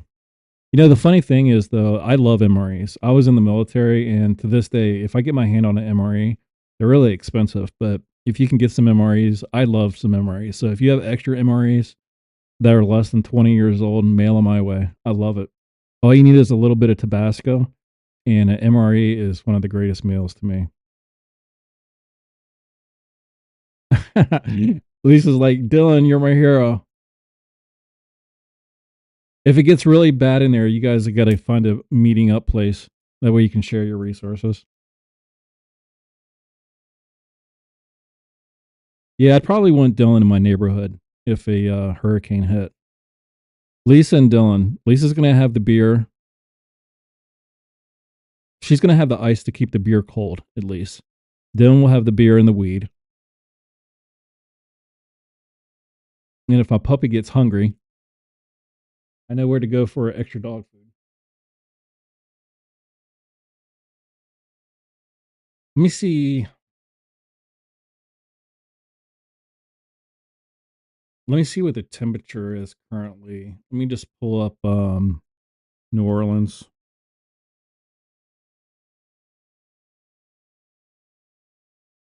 So at 11:40 p.m., it's 79 degrees in New Orleans, but the problem is humidity is 94%.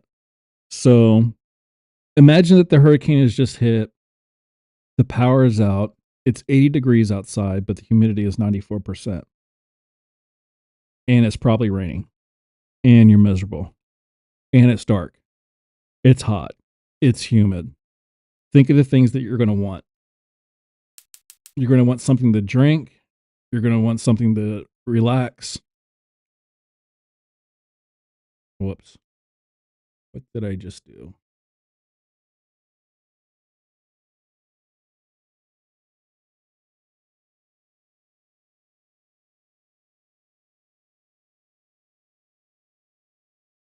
Lisa says she'll hook us up with some cornbread and butter beans.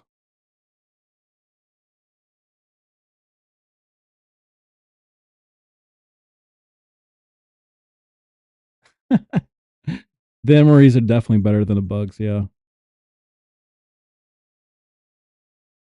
I tell you, I love MREs. I love them. They're good in all weather. Doesn't matter if it's hot, it's cold. They got the little heater pouches in there if you need to heat them up. All you do is just add a little bit of water. You got the crackers in there. Sometimes they put gum in there, some candy. Now, like I said, they usually put those little teeny bottles of Tabasco in there. If you don't use them, you always save them for the next meal just in case. But if you're smart, you have a big old bottle and you keep that in one of your cargo pockets just in case for chow time. Big bottle of Tabasco is the best. You can trade Tabasco for a lot of things. When all you're eating is MREs and drinking water, you can trade your Tabasco sauce for a lot of good stuff. And if you are a smoker, you can trade a cigarette can go for like $20. You know what I mean? It's like one of the most valuable things that you can possibly have. Well, a buddy of mine, when I used to live in Utah, they were big time preppers and getting ready for catastrophes and whatnot. And he didn't drink, he didn't smoke, he didn't do anything. But when there was a big storm or something like that coming, one of the first things he would do is hit up the liquor store and he would buy like 4 fifths of Jack Daniels and he'd put them away. And I was like, why are you buying all this Jack Daniels or bourbon or whatever? You don't drink. He was like, yeah, but other people do. And when they want to drink, it's really valuable to trade, the alcohol for something that you might want, So it's pretty smart. I never forgot about that.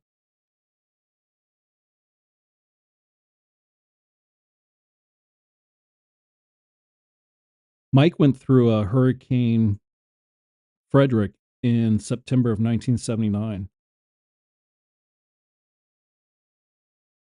teaching school 30 miles north of Mobile and was out of power for 2 weeks. Holy cow. So September in Mobile, Alabama, it's probably right about what it is right now. Probably in the upper 70s, low 80s, humidity up in the 90s. And you went without power for 2 weeks. Holy crap. I'm telling you guys, read these comments. Read the comments that people are posting. You'll learn a lot. Because right now, you might not think that September, would be that uncomfortable, but even if it's 80, 85 degrees, if the humidity is, what did I just say? That I think the humidity in New Orleans right now is 94%. So you're going to be soaking wet right now. That's what I would imagine anyway. I've never been to New Orleans, but I would imagine that it would just be miserable with no air conditioning right now. And probably within the next 48 hours, there's probably going to be a lot of places in Louisiana without power. If I had to guess.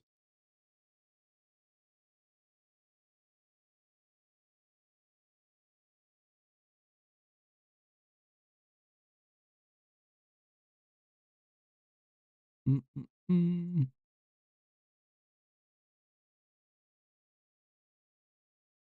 Yeah, if I had to put money on it, I'd say within the next 48 hours, there's going to be a lot of people without power.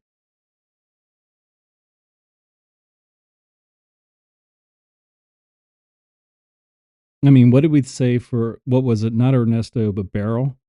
I think, so that made landfall in Texas and went up through Little Rock. Didn't they say in that article that I read that there was like 446,000 people without power? And that was back in June or late June, early July, July 9th, I think. Almost 2 months to the day. That's like a 500,000 people just between Texas and Arkansas that were without power. And it was a lot hotter then. So,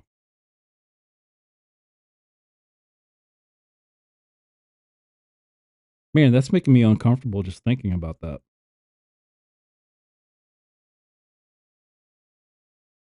So, yeah, if you guys have a Walmart that's still open, well, obviously it's gonna be open, but maybe if you have a 24-hour Walmart, you could definitely maybe go within the next couple hours or hit it up first thing in the morning.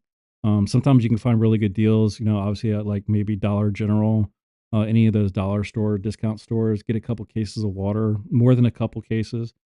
Throw them in the back of your car, get them in the house. Um, Another thing you can do, a lot of people do, is that if you have, instead of having to go out and buy a generator, you could always, you still might have time to go buy one of those rental places and rent a generator.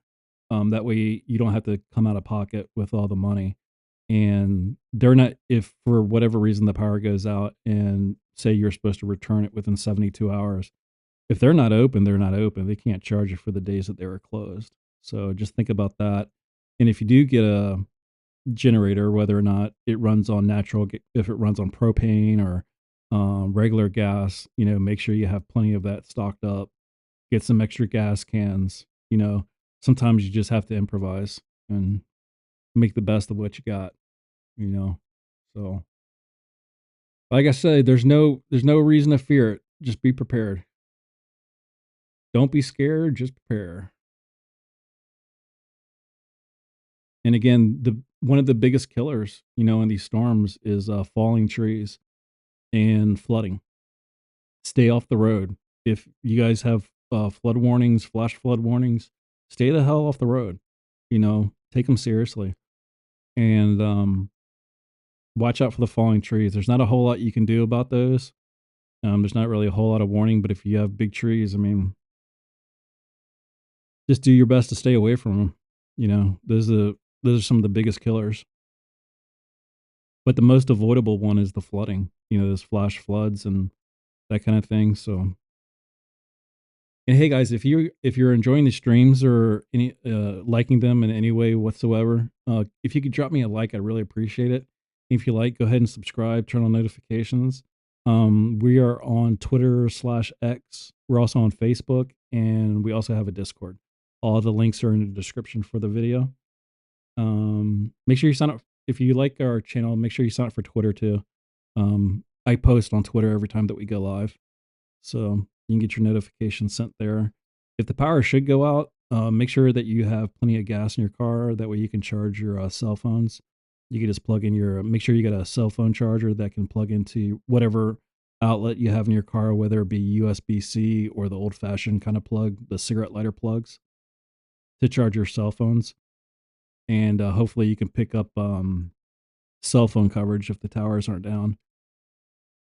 And of course, I'll be live. I'm up here in Kansas, so I'm not going to be affected by this storm more than likely. But so I'm going to keep this stream going. I might have to take it down for. Usually, what I do is when it gets to about the 12-hour mark of a stream, I restart the stream. It only takes me 2 minutes, so I'm offline for literally like 2 minutes, and then I'll just start the stream back up to keep people notified of what's going on. So if your power does go out and you can still get cell service, you can still watch YouTube. Just make sure you get the cell phone chargers for your car and whatnot. And you can always, if you subscribe to the channel, make sure that you have the notifications on. And I'll be streaming throughout. So if your local news sucks or whatever, you can always go to our YouTube channel and have access to the radars and everything like that. And of course, I'll be, relaying any information that I get from any of the other news sources. So.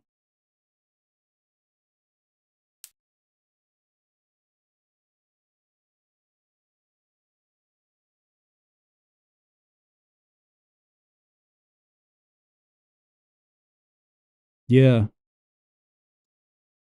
just repeating what Dylan said, trim those trees, if you can to, alleviate some of the weight on the tree. Because if you get a lot of rain, it's gonna make the ground soft, and those roots are just, you know, soft ground, you know.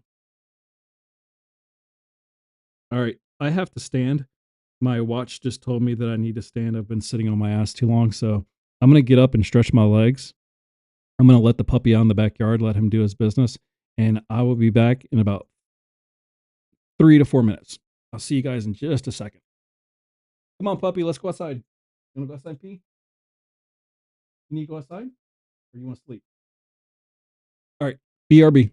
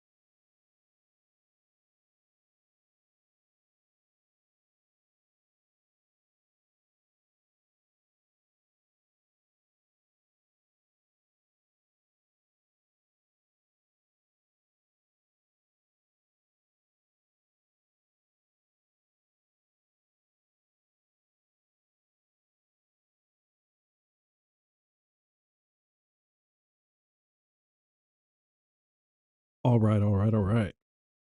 Let me try to get Twitter back up on here. See what we got being posted. There's any new updates going on.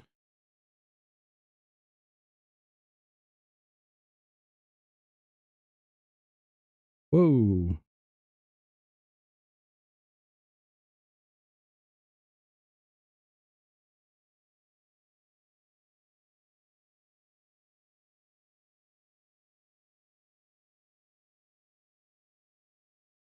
This is probably going to sound crazy to a lot of y'all, but I'm old for it, obviously, but I'm new to Twitter. I didn't join Twitter. I don't think until I started this channel back in.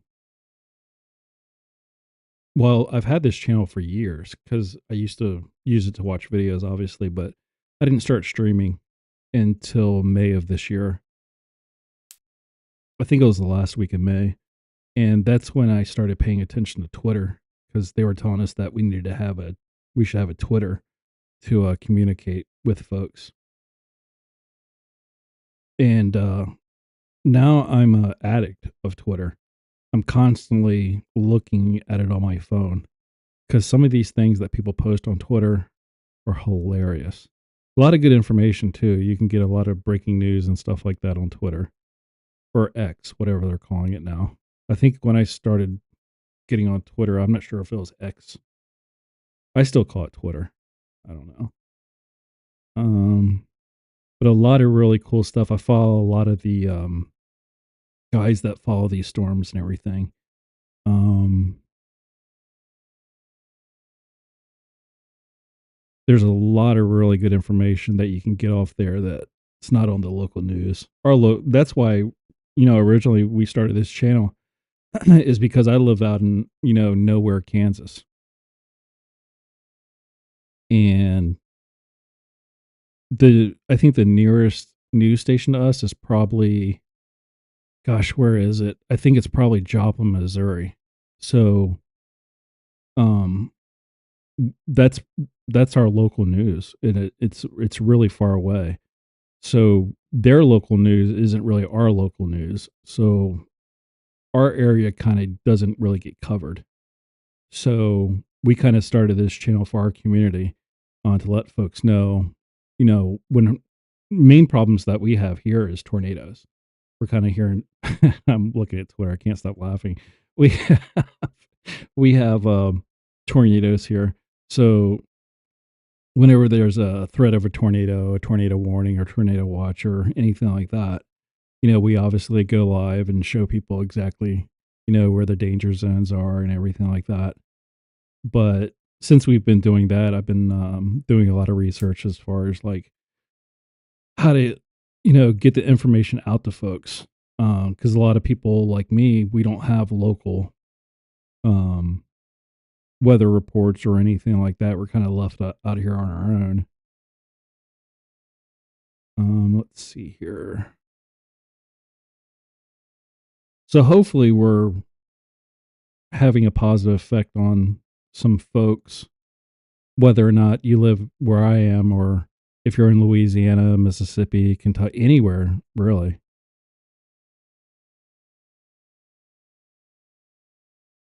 Because a lot of people just don't have the access to local weather,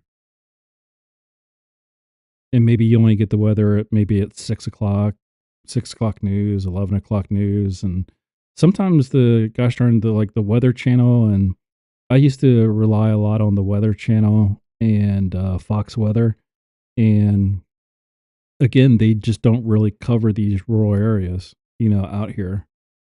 And sometimes I'll pop like if something serious is coming, I'll turn on, Fox Weather, and especially the worst one is actually the Weather Channel. I'll turn on there when like breaking weather is happening here, and they're showing an infomercial. I'm just like, come on, guys, we have breaking weather here. You guys should be on, covering this stuff. And they've got an infomercial for somebody selling Tupperware or whatever they're selling at that time. It's really frustrating. So we just said, screw it. We're just going to cover it ourselves and watch our own butts, just in case. Let's see where this guy's at now. Oh, it's almost up to see tomorrow when daylight breaks, we'll be able to get a really good shot of those buoys that are out there in the Gulf. It's just too dark right now. I think it would be pointless to even pull it up now, but I don't think they start snapping pictures until daylight hours. I had it up earlier today, but there just wasn't a whole lot going on. But now that the storm has moved, it looks like it looks like it's parallel with Corpus Christi right now. Not in Corpus Christi, but it's parallel with it out in the Gulf. So let's see, probably around 6 a.m., between 5:30 and 6:30 a.m., I'm guessing, we'll be able to pull up the cameras on the buoys out there and see what it really looks like out there. We'll have some pretty good shots of it. Let's see, Weather Track US 23 minutes ago. New convection is firing near Francine Center as the cap wears off, which destroyed the southeast quadrant convection several hours ago, plus DMAX. I'm not sure what that is. Will likely offer more convection to surround the center. Let me click for more. Let's see. Even through Francine still looks like a mass. Recon continues to find stronger winds around the center with hurricane force flight level winds. It looks like Francine isn't too far off of hurricane intensity, although we'll see if the National Hurricane Center upgrades it at the 1 a.m. update, which will be in 58 minutes. Well, it's already a category 1, so I'm not sure what they mean by that. Let's see. Let me pull up and see if we have if there's a weather chaser, the tornado chaser in the air right now. I'm sure they do. I can pull it up here. Or the hurricane hunters, I should say. That's 19 hours ago, 11 hours ago, 6 hours ago, 10 minutes ago. Let's see if we can pull this bad boy up and see what the plane is in the air right now. Oh, yeah, there it is. Good, good, good, good, good. I'm pretty sure they're in the air right now. Let's see. It's a small screen. It's hard to read it.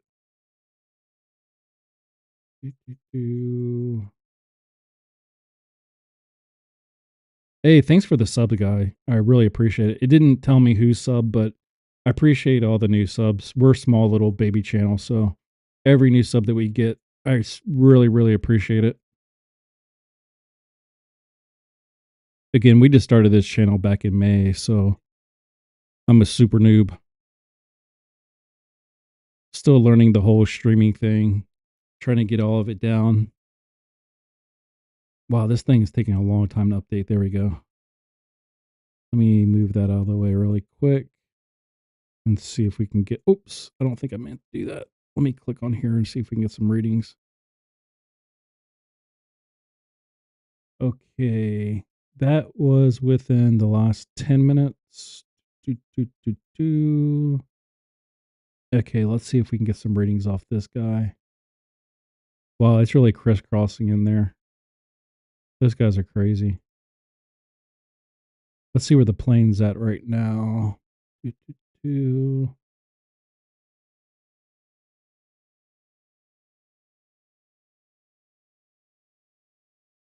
Maybe the plane isn't in the air, but I'm pretty sure it is. Let me make sure that I get the icon turned on for it. Let's see.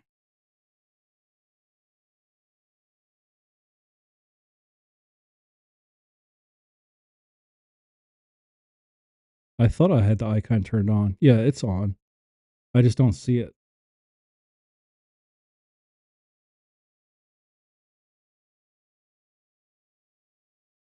It looks like it's there it is. I see the plane right there. It's parallel if you can see 101 over there in Mexico. I'm not sure. It's probably not big enough for you guys to see on there. But there's a plane icon just if you can see 101 near Abasolo, Mexico. The plane if you follow that directly to the east, that's where the plane is right now. And where the aircraft is at 842 millibars right now. Surface is at 1001.2 millibars. Wind data, flight levels 37 knots, direction 129 degrees. Aircraft altitude 1,506 meters. And that's a 502 UTC. That was last updated 4 minutes ago. If you guys are interested in that, they might get two aircraft in the air here in a little bit, but they've definitely got one up there now. I don't know which one it is. The EC whatever aircraft. I'm assuming that's the one that's up there right now. Let's see if we can zoom in a little bit closer. Oops, wrong one. Let's see. Let's get a little bit closer there. Yeah, it's unfortunate that it's dark right now. I'd really like to pull up that live camera out there on that buoy just to see what the sea conditions are like. I can pull it up, it just won't show anything. It'll just be dark. But at least it'll give us some data. Wind direction of 40 degrees, wind speed 26.84 miles an hour at that buoy, gusting at 33 miles per hour, sea level pressure 29.84, air temperature 81.32, sea surface temperature 84.02 Fahrenheit, dew point temperature 77.9 Fahrenheit. And of course, the screen is black, it's dark. So,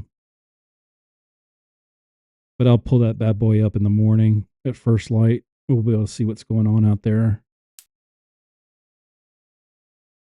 Let's see the last track.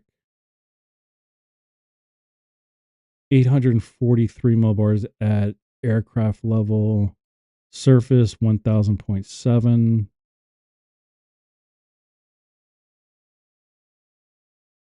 Let me see if I can get in. Let me back out a little bit here. See if I can get a little bit farther out without distorting the picture of the quality really quick.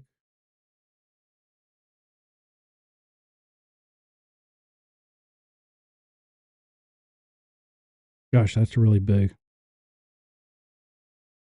At least to me. I've never been through a hurricane again. So to me, any kind of hurricane is big.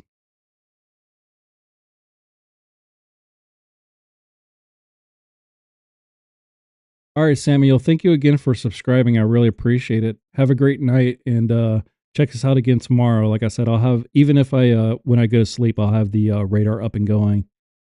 And I'll be on after I get some sleep tonight. I'll jump back on the stream and report anything that we have access to. But thank you again, Samuel. I really appreciate it, buddy. Have a great night.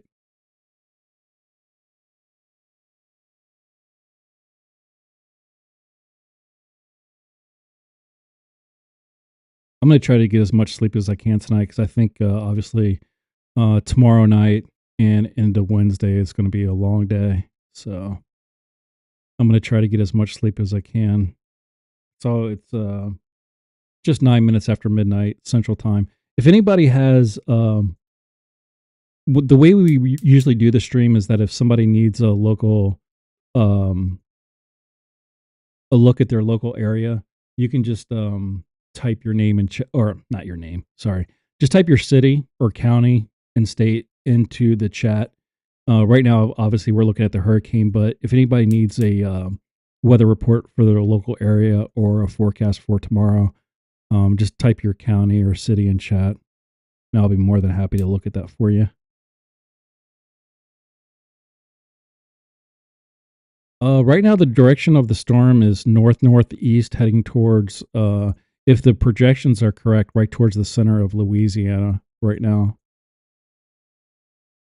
But it's north northeast. I think the storm last report was moving at 6 or 7 miles an hour, and wind gusts. Let me see if they've updated that. Let's see. Sorry, that's the aircraft. Let me see if I can pull up the That's they're estimating. So tomorrow estimate is at 7 p.m. to be a category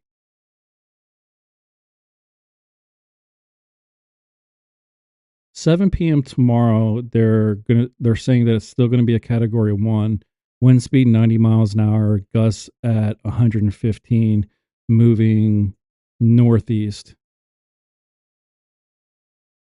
And right now, it won't let me click on it, I think, because the aircraft is interfering with it. Let me take that off the screen really quick and see if it'll let me click on the little icon. Let me take this off really quick, the Hurricane Hunter information, get that off the screen, and it should be right here. Nope, that's the projection for 7 a.m. Projection for 7 a.m.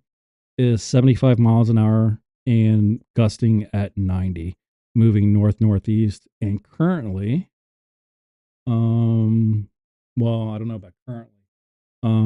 2 hours ago, moving northwest. Wind speed 65 miles per hour, and yeah, that was at 10 p.m. I'm assuming that's Central Time, and it's 12 after midnight right now. So it's somewhere between. It hasn't made it as far north as the little tip of Texas yet. It's still down towards Mexico, almost horizontal with. I'm not even going to try to pronounce that name, but the the name that I can pronounce, Rio Grande, it's horizontal with that in Mexico, if you know where that's at. But they're predicting by 7 p.m. tomorrow. Let's see. 7 p.m. tomorrow, it should be horizontal with the very tip of Texas, the very southern part tip of Texas. Not over Texas, but horizontal to it out in the Gulf. And it looks like it's going to be blowing northeast at that point at 7 p.m. if the track stays as where it is right now. And again, the track that the um, United Kingdom, whatever they call their service over there, is predicting that it's going to be blowing more towards the city of New Orleans. The Hurricane Center here in the United States has it going. Let me zoom out a little bit so you can see it better. Has it going right through the center of Louisiana, just to the west of Baton Rouge, it looks like, and then making its way up towards right at the state line between Monroe, Louisiana, and Jackson, Mississippi. That's where the track is showing there for the National Weather Center. I think that's their track. And again, the one for the United Kingdom, if kind of like if you follow the line that's over here to the east, um, where the outskirts, see where the red area is, the UK's track that they're predicting is right along that red line right there. That doesn't indicate theirs, but I'm just from what I saw a minute ago. Let me see if I can pull it up on here and show it a little bit better. Um, so this is the UK track that they're showing. Let me zoom out so you can see where they're predicting. The UK track has it going right through the center of New Orleans. And then the National Hurricane Center has it going through right through the center of the state. So we'll see, you know, which one's more correct. But um, the National Hurricane Center has it going right through the center of the state when it makes landfall and then moving um, to the east into Mississippi. But when I say the center of Louisiana, that's landfall. And then the UK again has it making landfall right near New Orleans. So take it with a grain of salt. We don't know where it's going to make landfall yet, but either way, if you're in the track of the storm, just be prepared. We get a lot if you're new to if you're in this area, just read some of the comments in chat. We have a lot of folks that have gone through these things before, so there's some really good advice. Hey, thanks, Mike. I really appreciate it, and thank you for being a subscriber. I really appreciate it.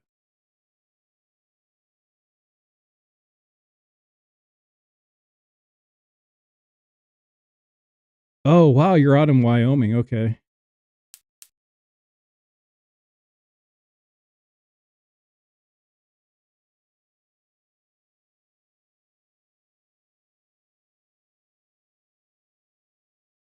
So you've been a meteorologist for 25 years. Wow, that's awesome. Hey, if you have any advice for us, let us know. I'm not a meteorologist by any means, not even close. I'm not a weather person. I'm not a scientist. I'm not anything like that. I'm just an old retired guy who has a computer. So, and I have a couple weather apps. That's about as far as my experience takes me. So, if you have any advice for us or any information, please feel free to share with us because I would appreciate any kind of advice or um, if you can tell us anything to keep an eye out for as far as using these. I'm sure these are probably um, elementary apps compared to what you've had access to.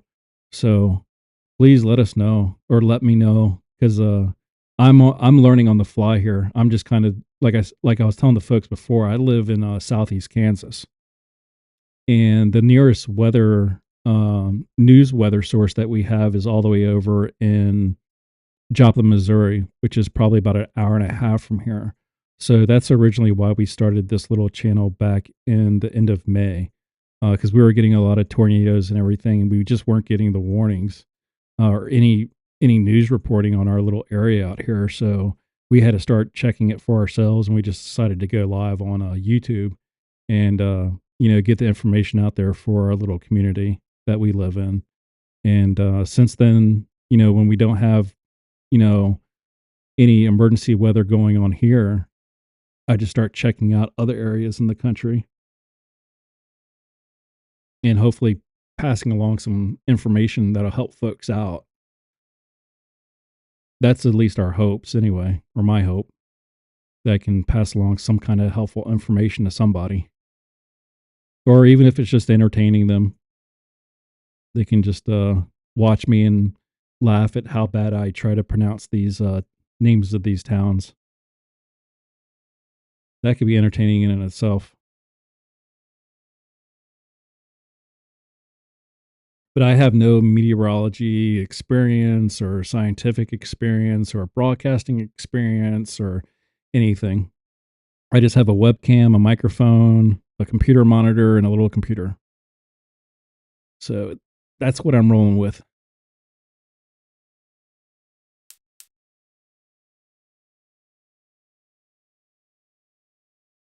We probably get more than half of our information from viewers in the channel.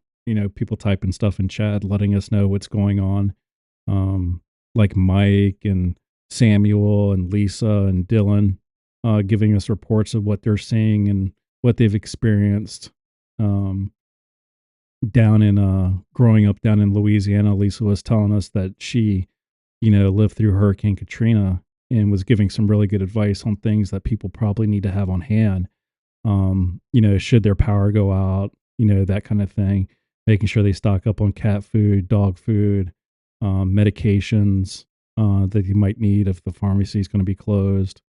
Um, just from the very little bit of experience that I have, I know one of the things that came in really handy for us was like obviously water, bottled water, baby wipes to keep clean in case you don't have clean running water, no power.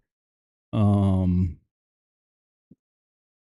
just little things that can keep yourself a little bit more comfortable, making sure that your gas tank is full. You have the proper, cell phone chargers that you could use for your car, that kind of thing.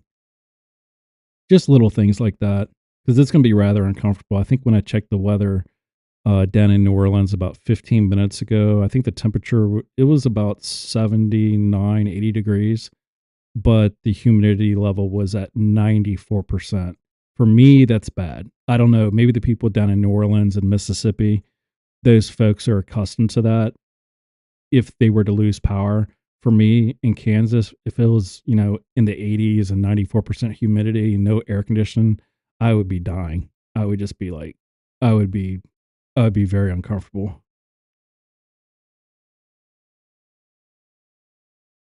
I would much rather it be cold because to me, I think that if it was cold, you could always just throw on an extra, layer of clothes to keep warm. But I mean, you can only take off so much if it was hot and humid. I mean, that would just seem miserable to me. And no power to run fans or anything like that. That would be very uncomfortable.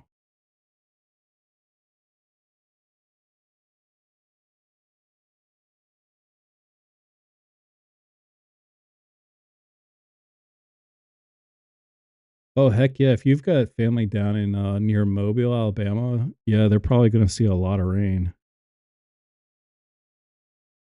There's looks like there's a little bit of rain out in the Gulf. I don't think it's blowing up in the Mobile right now. It looks like it's blowing northeast towards. It's probably going to head over to Gainesville. It looks like.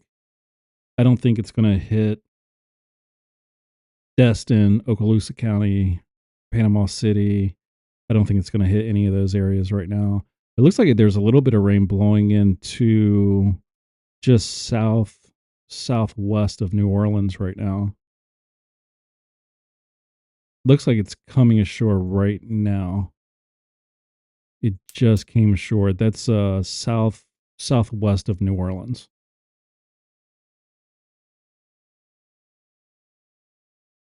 One thing I'd be curious too, Mike, is if you know of any other um like the app that I use the majority of the time is this what's it called? Weather Omega or Omega something or other.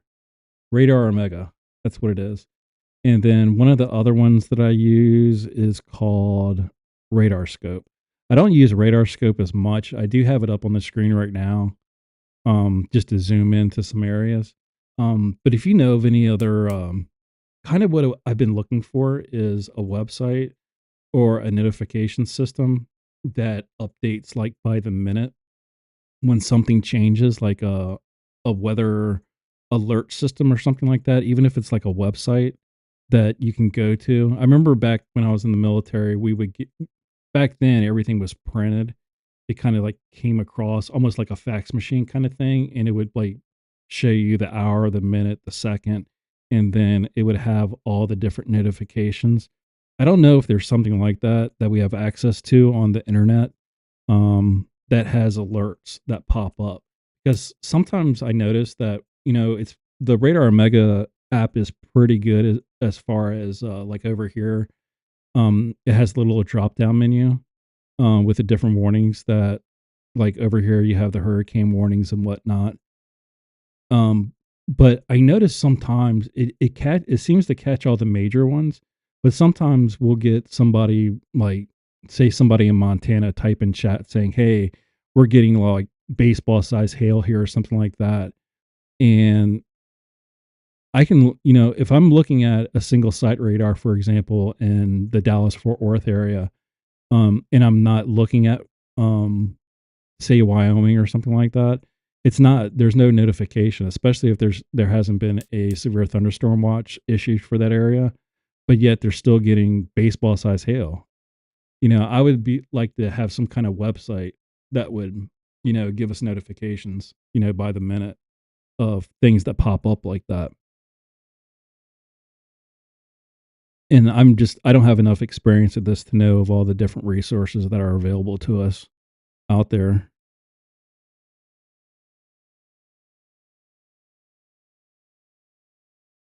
Sometimes it's pretty crazy though. Some of the weather reports that we do get from viewers, they type in chat, and there hasn't been any kind of alert issued, any kind of watch or warning or anything like that. I remember back, I think it was like the first week that I started streaming back in June. It was a really bad week for tornadoes, and we were covering tornadoes that were, I think it was the week that the tornadoes hit Barnstall and the other city up near Barnstall. It starts with a B also, up in Oklahoma, right near Oklahoma and the Kansas line right there. It was Barnstall and Bartersville. That's what it was. It was Bartersville. And there was a tornado that went through. I can't remember what city it went through first, Barnstall, Barnesville, or the other town.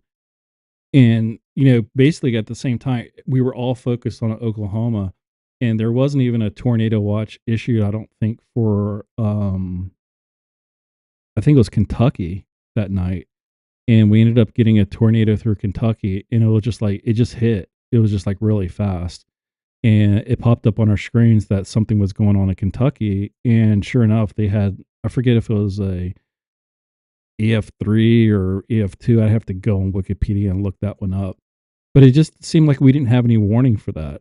There wasn't even a watch issued, or there wasn't a tornado warning or anything like that. It just popped up out of nowhere. So I wish there was a resource out there, and there probably is. It's just that I don't have the experience to know where those resources are, you know. And again, the local, I mean, the even the big weather channels don't cover stuff like that, unfortunately. Like if this hurricane wasn't going on, what is it, 12:27 a.m. Central Time? I bet you the Weather Channel would be showing an infomercial for whatever product they're pushing right now, unfortunately, or they would be showing a documentary about the Grand Canyon, you know. But anyhow, if anybody out there has any resources that they like to use and want to share with us, please let me know, because I want to check them all out. The more information that we can put out there, the better. I try to cram as much information onto the screen as I possibly can, and let people know what's going on. Like, for example, up here, we have one flash flood warning. I don't even think that's probably Canada, more than likely. It doesn't even tell us where it's at right there. And then, of course, we've got 132 tropical warnings. We have the hurricane warning, of course. And then storm surges, we have 11 storm surge warnings. This one was probably issued for the coast of Louisiana. This one covers Cameron, Creole, Grand. Here we go again with the cities I can't pronounce. Grand Chenier, maybe. It says peak wind forecast 45 to 55 miles per hour with gusts up to 75 miles an hour. Window for tropical storm force winds Wednesday morning until early Thursday morning. Threat to life and property that include tropical forecasts, uncertainty in track, size, and intensity. Potential for winds 74 to 110 miles per hour. The wind threat has remained nearly steady from the previous assessment. Plan for life-threatening wind or equivalent. Category 1. Category 1 or 2 hurricane force. Remaining efforts to protect life and property should be urgently completed. Prepare for considerable wind damage. Move to a safe shelter before winds become hazardous. Potential impacts extensive. Considerable roof damage to sturdy buildings, with some having windows, doors, and garage door failures leading to structural damage. Mobile homes severely damaged, with some destroyed. Damage. This is all like preparedness stuff here. Here we go with the large trees. Many large trees snapped or uprooted along the fences and roadways. Signs blown over. Some roads impassable for large debris. This is really bad stuff, guys. You really need to get prepared. This is probably the hours that you need to be getting prepared. Hopefully you got prepared today. You got everything you needed. But if not, make sure you get out there first thing in the morning when the stores are opening, or if you get a 24-hour Walmart, this would probably be a really good time to be hitting those stores up. And Hopefully, there's store some water, bottled water or something like that on the shelf. If not, get yourself maybe a water filter. You know, I forget where I was living at the time, but the water, something was getting ready to happen with the water. I forget where I was, and people. I was new to the area, and people would just fill up their bathtubs full of water, and have a little bit of bleach on hand. You know, and they fill up their bathtubs full of the water before the storm would hit, and then drink it as they needed it. I mean, it was the best they could do. And then if it went on for days, they would treat it with like a, I forget how many gallons, what the proportion was. So many bottle caps full of bleach per gallon. I can't remember what the ratio was there, but that's what they would do. But this is the time to definitely be getting prepared if you haven't already. Hopefully you have. If not, get out there first thing in the morning, or if you, like I said, if you got a 24-hour Walmart or whatever kind of stores that you have in your area, definitely hit those places up ASAP.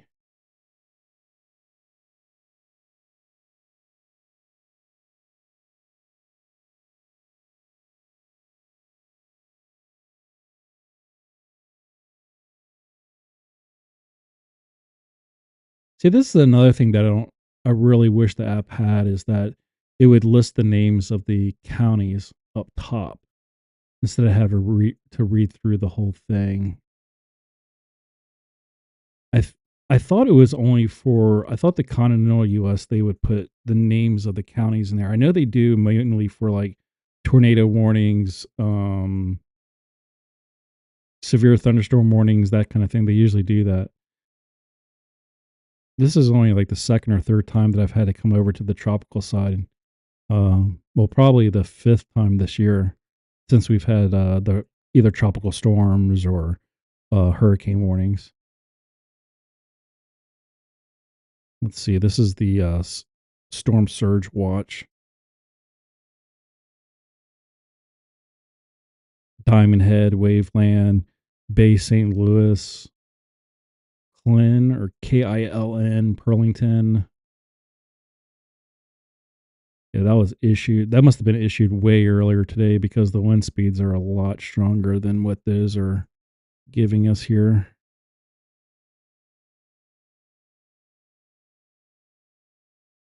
Anyhow, I don't think there's any new information really that I can provide. I'm going to obviously leave the radar going on the screen and everything, but I don't think there's any more information that I can provide to anybody that we haven't already covered. Again, the only advice I would give at this point is to make sure that you're getting prepared if you aren't already. Get out there first thing in the morning when the store is open. Make sure your gas tanks are full. Make sure you have as much clean water on hand as possible if you're in a path of these storms. Um, Go back through the chat and scroll up to what Lisa and Dylan, they live down there in the area and been through a bunch of hurricanes. So they gave some really good advice. If you have cats and dogs, make sure you have cat food, dog food.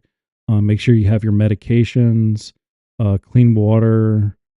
And then there was a bunch of other things that they listed that are really important that I didn't think about. Um,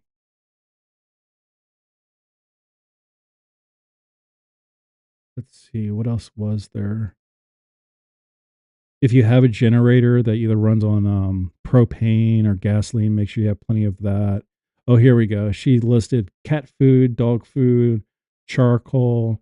Make sure that your homeowners covers hurricane, wind, and flood damage. Um,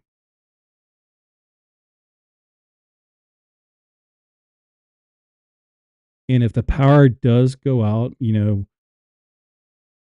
she was saying that her power was out for a month plus. And I think we saw during Beryl, was it Hurricane Beryl that hit Houston? I can't remember how long the power was out for. Um, I want to say in some areas that the power was out for more than a week. in a lot of those areas surrounding Houston where it made landfall. So, count on it. If you're in the eye of the storm, just assume that you may not have power for a week or more. Hopefully, let's keep our fingers crossed that the power doesn't go out at all. But if indeed it does, you know, just assume the worst. Prepare for the worst and hope for the best. You know, as far as the power goes. Again, cat food, dog food, clean water, your prescription medications, bug spray, especially with no power and you got your windows open. Make sure you get plenty of mosquito spray, bug spray, whatever you use. Um, Food, all that stuff. You know, there's a lot of really good resources out there on the internet that you can tap into as far as how to get prepared for these kind of things. Again, I've never personally been through a hurricane, but a lot of our viewers have. So if you have any questions, maybe type them in chat, ask those folks, and just use the resources that we have. You know, I was one of the guys typed in chat earlier today. He said, "Don't be scared, just be prepared." And I think that's really good advice for a situation like this. So, anyhow, I'm going to stop running my mouth because I think I've said all that I can say at this point. It's almost looks like it's 12:30 Central Time. So I'm going to try to get a couple hours sleep and well hopefully more than a couple hours, but I'm going to get some sleep. I'm going to keep all these radars and everything going on the stream and hopefully the stream keeps going. In the morning, probably around 5:30, um I'm going to have to cut the stream off because YouTube sometimes after 12 hours they mess with the stream after it's gone for 12 hours. From what I've learned, I don't know if that's true, but somebody told me that after 12 hours you should restart your stream. But I'm pretty good at getting the stream back up and going. Usually within 90 seconds, I can have the stream back up and going with a little thumbnail or whatever. So if you are subscribed, make sure you have your notifications turned on, that little bell icon, so you get a notification on whatever device that you watch YouTube, whether it be an iPhone or a tablet or Android or whatever. Make sure you got the notifications turned on. And again, we are on Twitter/X. I post on there whenever we go live, and I'll probably be posting throughout the day when we do restart the stream and any news if the hurricane starts taking another route. I'll be posting it to X, Twitter. We're on Facebook. We're also on Discord. So if you want to join those kind of things, um, please do. And again, thank you for everybody who subscribed to the channel today. Like I was saying, we're a really new channel. We're a really small channel. It's just one person. It's just me. It's just an old guy with a microphone, a webcam, and a computer. So I really appreciate every single person who subscribes and hits the like button. And if you have any advice for me as how to improve the channel, you can type it in chat. Or if you don't want to do that, you can just shoot me an email. Our email is weatherzone411@gmail.com. And all the links are in the description of the video. So I hope everybody stays safe tonight. And if you're in the path of the storm, I hope you get prepared. And I hope everybody has a great night. And I will catch you in the morning. Have a great one, everybody.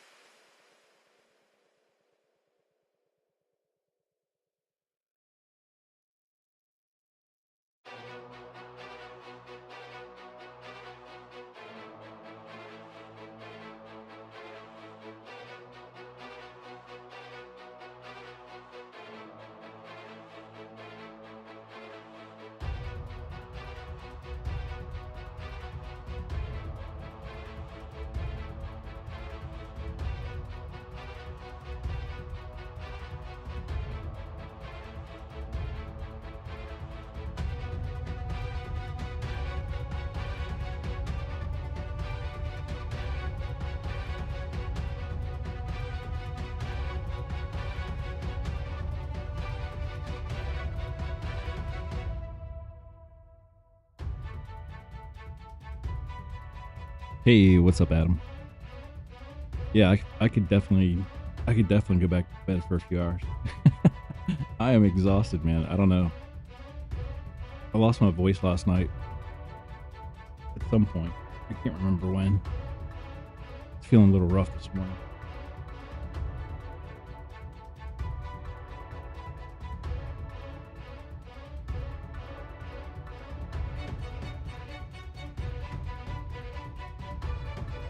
I think I might have to take one of my old man naps today at some point during the day. I'm just getting caught up here, doing a little housekeeping, trying to figure out what's going on, where we're at.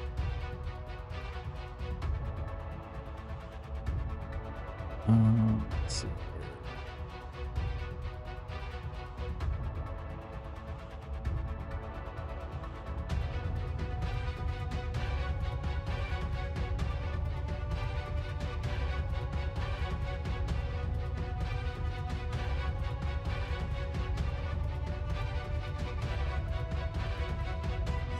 This radar here. Look at the Galveston radar really quick and see what it looks like.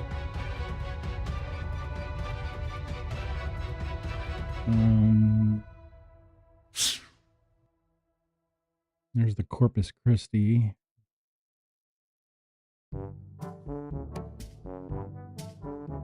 Let's see if this looks like there's any movement. There we go. Definitely got some rotation going on there. It's moved a lot more than I thought it would.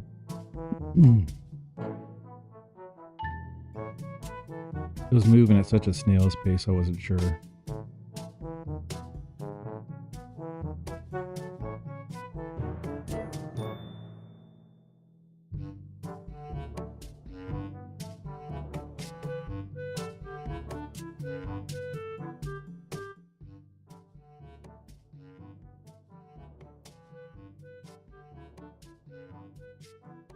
Let me get caught up on emails here just to see.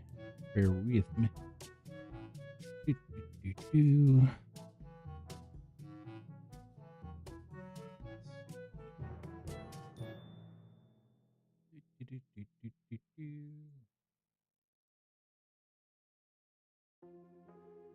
And we've got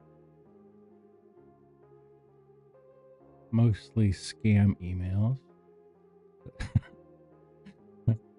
Seems like 90% of the emails I get are like scamming stuff. Let's see.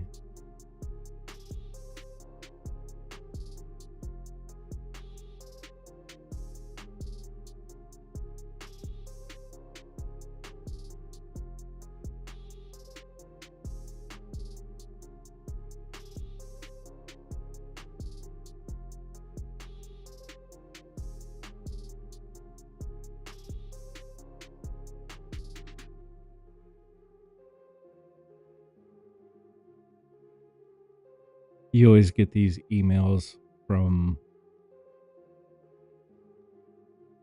with these folks with names from like other countries, and they're making these claims that we can, do this, that, another, make you all this money, blah blah blah.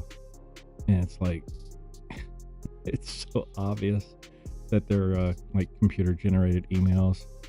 It's like there's no human behind the emails. It doesn't feel like.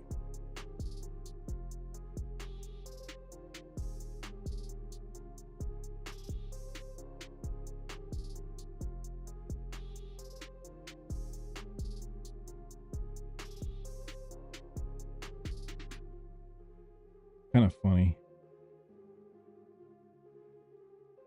Let's see.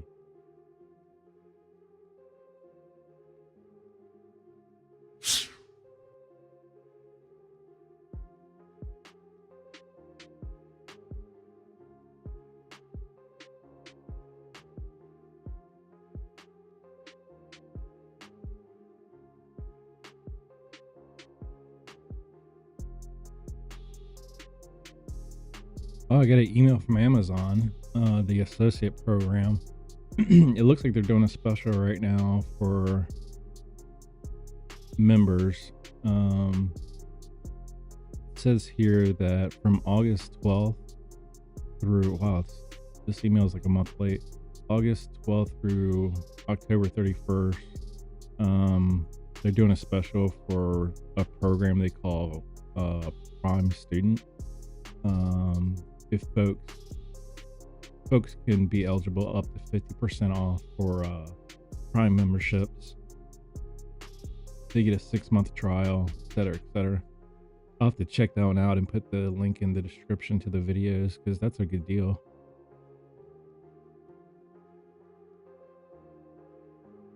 That's a really good deal. 50% off, 6 months free. That's really good.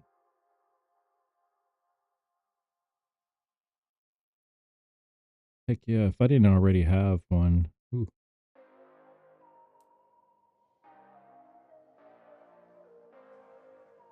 Mm.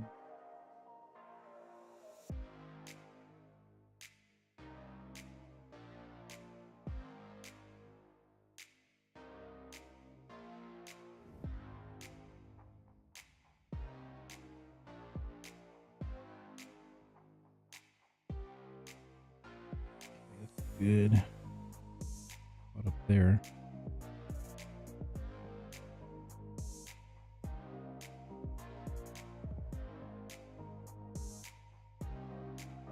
Okay, let me check the radar up here in Louisiana and see if we have any rainfall yet. Oh, let me. Here we go. Oh yeah, there's a little bit coming ashore there.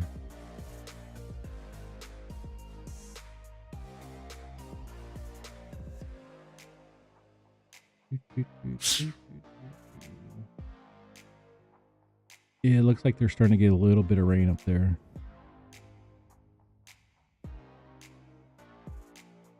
Let me zoom back out a little bit.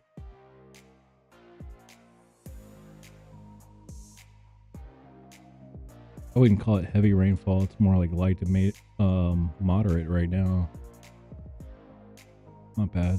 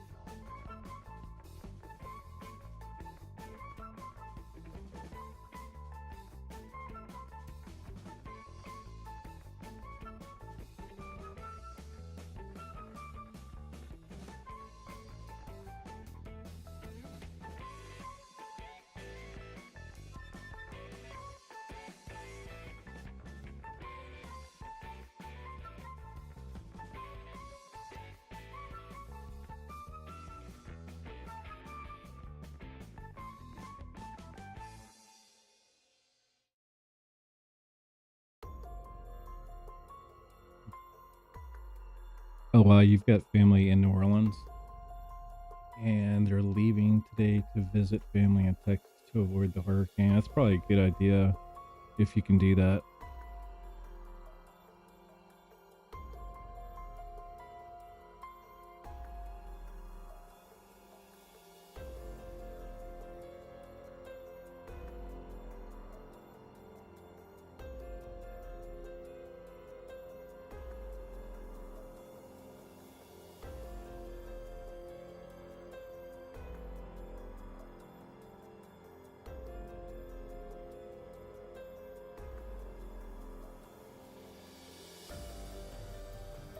I'm gonna pull up the Hurricane Center here.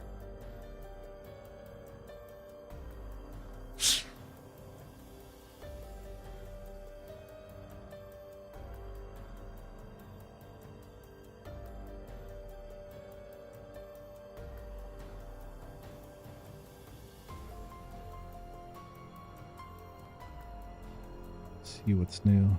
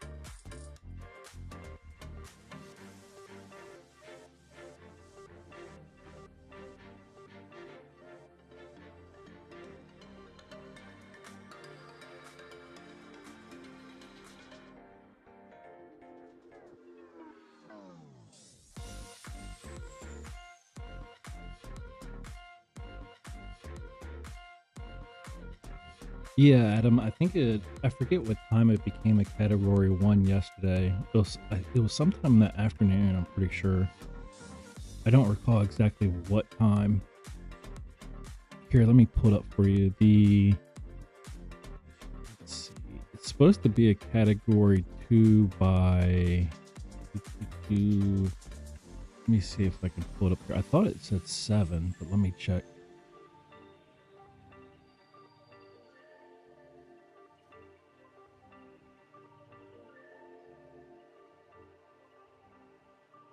According to this, it's saying that Francine will develop into a Category 2 tomorrow by 1 p.m. So maybe about 26 more hours. It looks like right before it's supposed to make landfall, I guess. The center of the storm, anyway.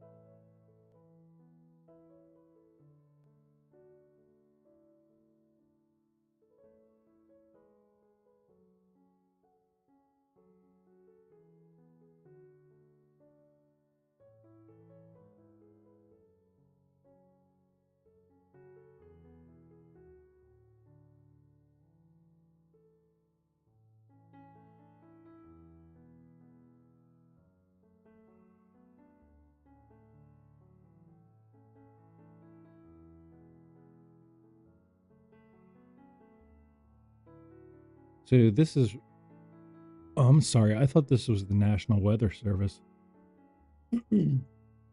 This is actually a news journal online. I'm not sure what kind of news resource that is, but never seen it before. But it says here a storm surge warning has been issued from. I'm gonna go back to the National Weather or National Hurricane Center here in a second. Um, but anyhow, this is saying a storm surge warning has been issued from east of Highland, Texas, eastward towards the mouth of the Mississippi River, Louisiana, including Vermilion Bay.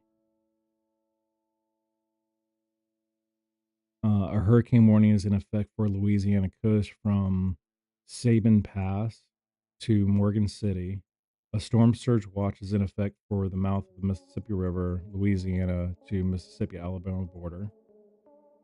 A hurricane watch is in effect for the Louisiana coast from Morgan City to Grand Isle. A tropical storm warning has been issued for the Louisiana coast, east of Morgan City to Grand Isle, and from High Isle, Texas to Sabin Pass. A tropical storm watch has been issued for the Texas coast from Port Mansfield northward to High Island. I'm not sure how accurate this is. Let's see. Francine is moving slowly towards the coast with 65-mile-an-hour sustained winds and higher gusts. Forecasts predict the storm will take a turn to the northeast, to the northwest, or north Gulf Coast with a burst of speed beginning on Tuesday. The storm is expected to become Hurricane Francine sometime later tonight. This must be old information. Let's see. The system may bring 4 to 8 inches of rain with localized amounts up to 12 inches and a risk of flash flooding in parts of southern Texas, southern Louisiana, and southern Mississippi. The National Hurricane Service said swells generated by this system are already affecting portions of the Gulf Coast of Mexico and are expected to spread northwestward across the northwestern Gulf of Mexico coastline through midweek, likely bringing life-threatening surf and rip current conditions. AccuWeather is predicting the storm to become a Category 1 hurricane, and it could strengthen to a Category 2 before making landfall with life-threatening storm surge and dangerous flash flooding. Well, it's already done that. It's already a Category 1, so this article must have been written earlier yesterday. The very shallow continental shelf makes the Gulf Coast extremely vulnerable to storm surge, said AccuWeather lead hurricane expert Alex De Silva. AccuWeather is forecasting a threat for 6 to 10 feet of storm surge across parts of coastal Louisiana. Everyone needs to take storm surge watches and warnings seriously. Please listen to officials and follow evacuation orders. Storm surge is the deadliest threat from hurricanes, not the wind. 2 other systems, one in the central Atlantic and other to the east, have medium chances of formation into tropical depressions or stronger over the next week. A stationary front off northeast Florida is keeping scattered showers and isolated thunderstorms off the coast, and is expected to move to the south and stall from northwest of Bermuda to near Cape Canaveral, the National Hurricane Center said.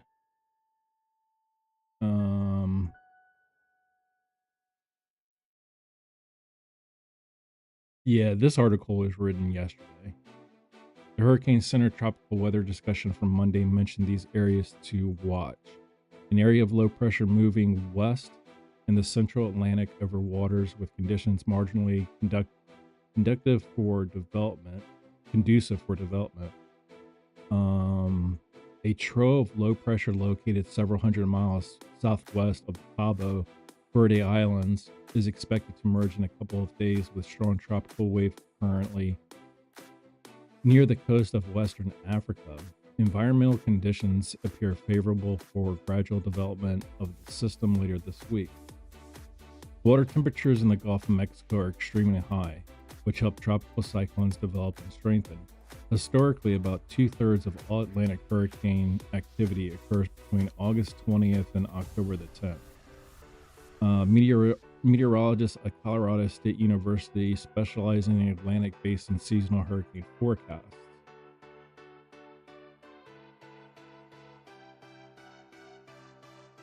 I want to go back to the different actual national the hurricane. That's not what I was looking for, but that was good information. Let's see.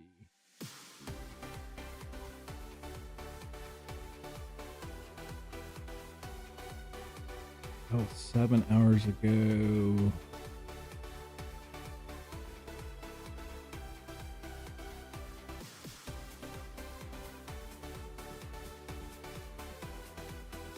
Oh, what the heck? Let's go check out NOAA.com before I go to the weather service. Oh.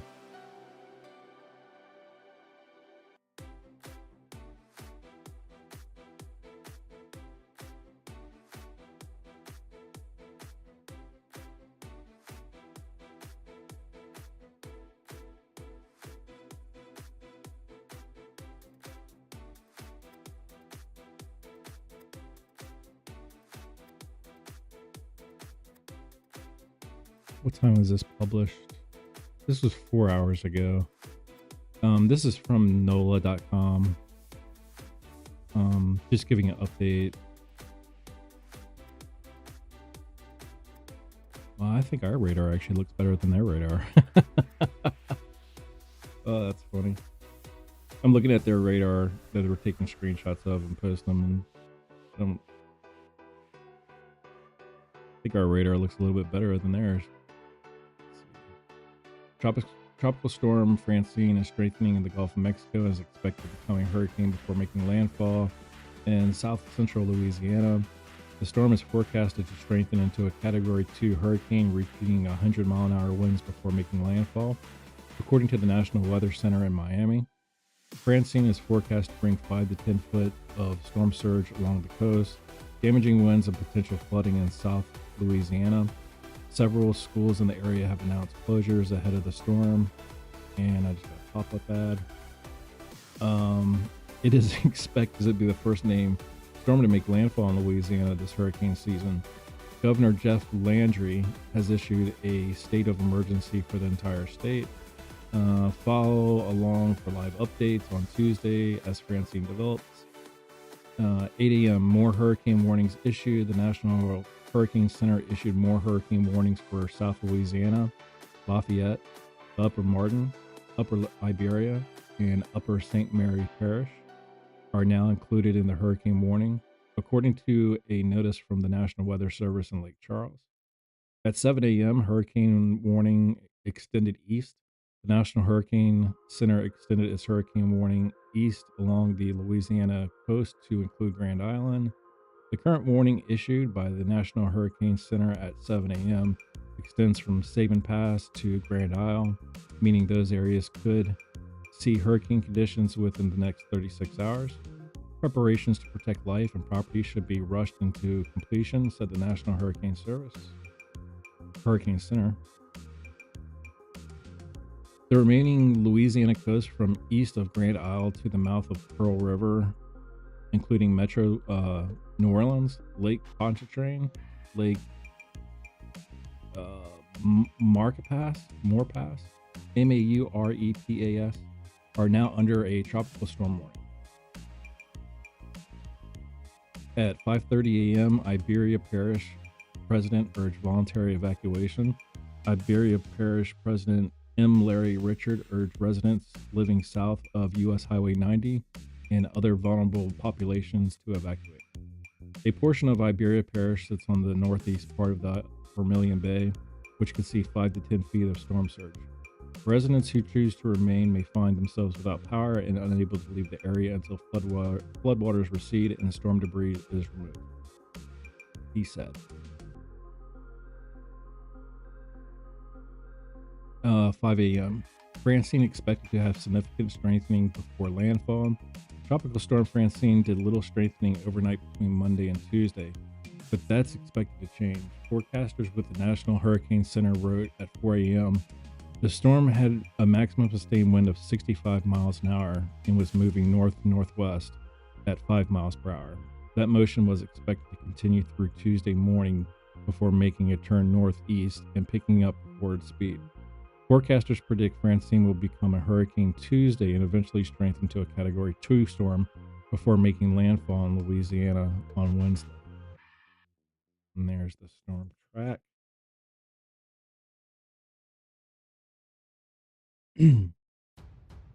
The current track puts a Category 2 hurricane making landfall near Iberia Wednesday evening. The National Weather Service office in Slidell said just after 4 a.m. there could be a shift eastward or westward in the current track of Francine, most likely to the east. Francine is expected to bring life-threatening storm surge to parts of the Louisiana and upper Texas coast. Damaging hurricane force winds are predicted to in portions of South Louisiana. It also expects to bring 4 to 8 inches of rain, with some areas receiving up to 12 inches of rain, which could lead to flash flooding. A storm surge warning is in effect from High Island, Texas to the mouth of the Mississippi. Okay, we're pretty much, this is the same thing we read from the other site here.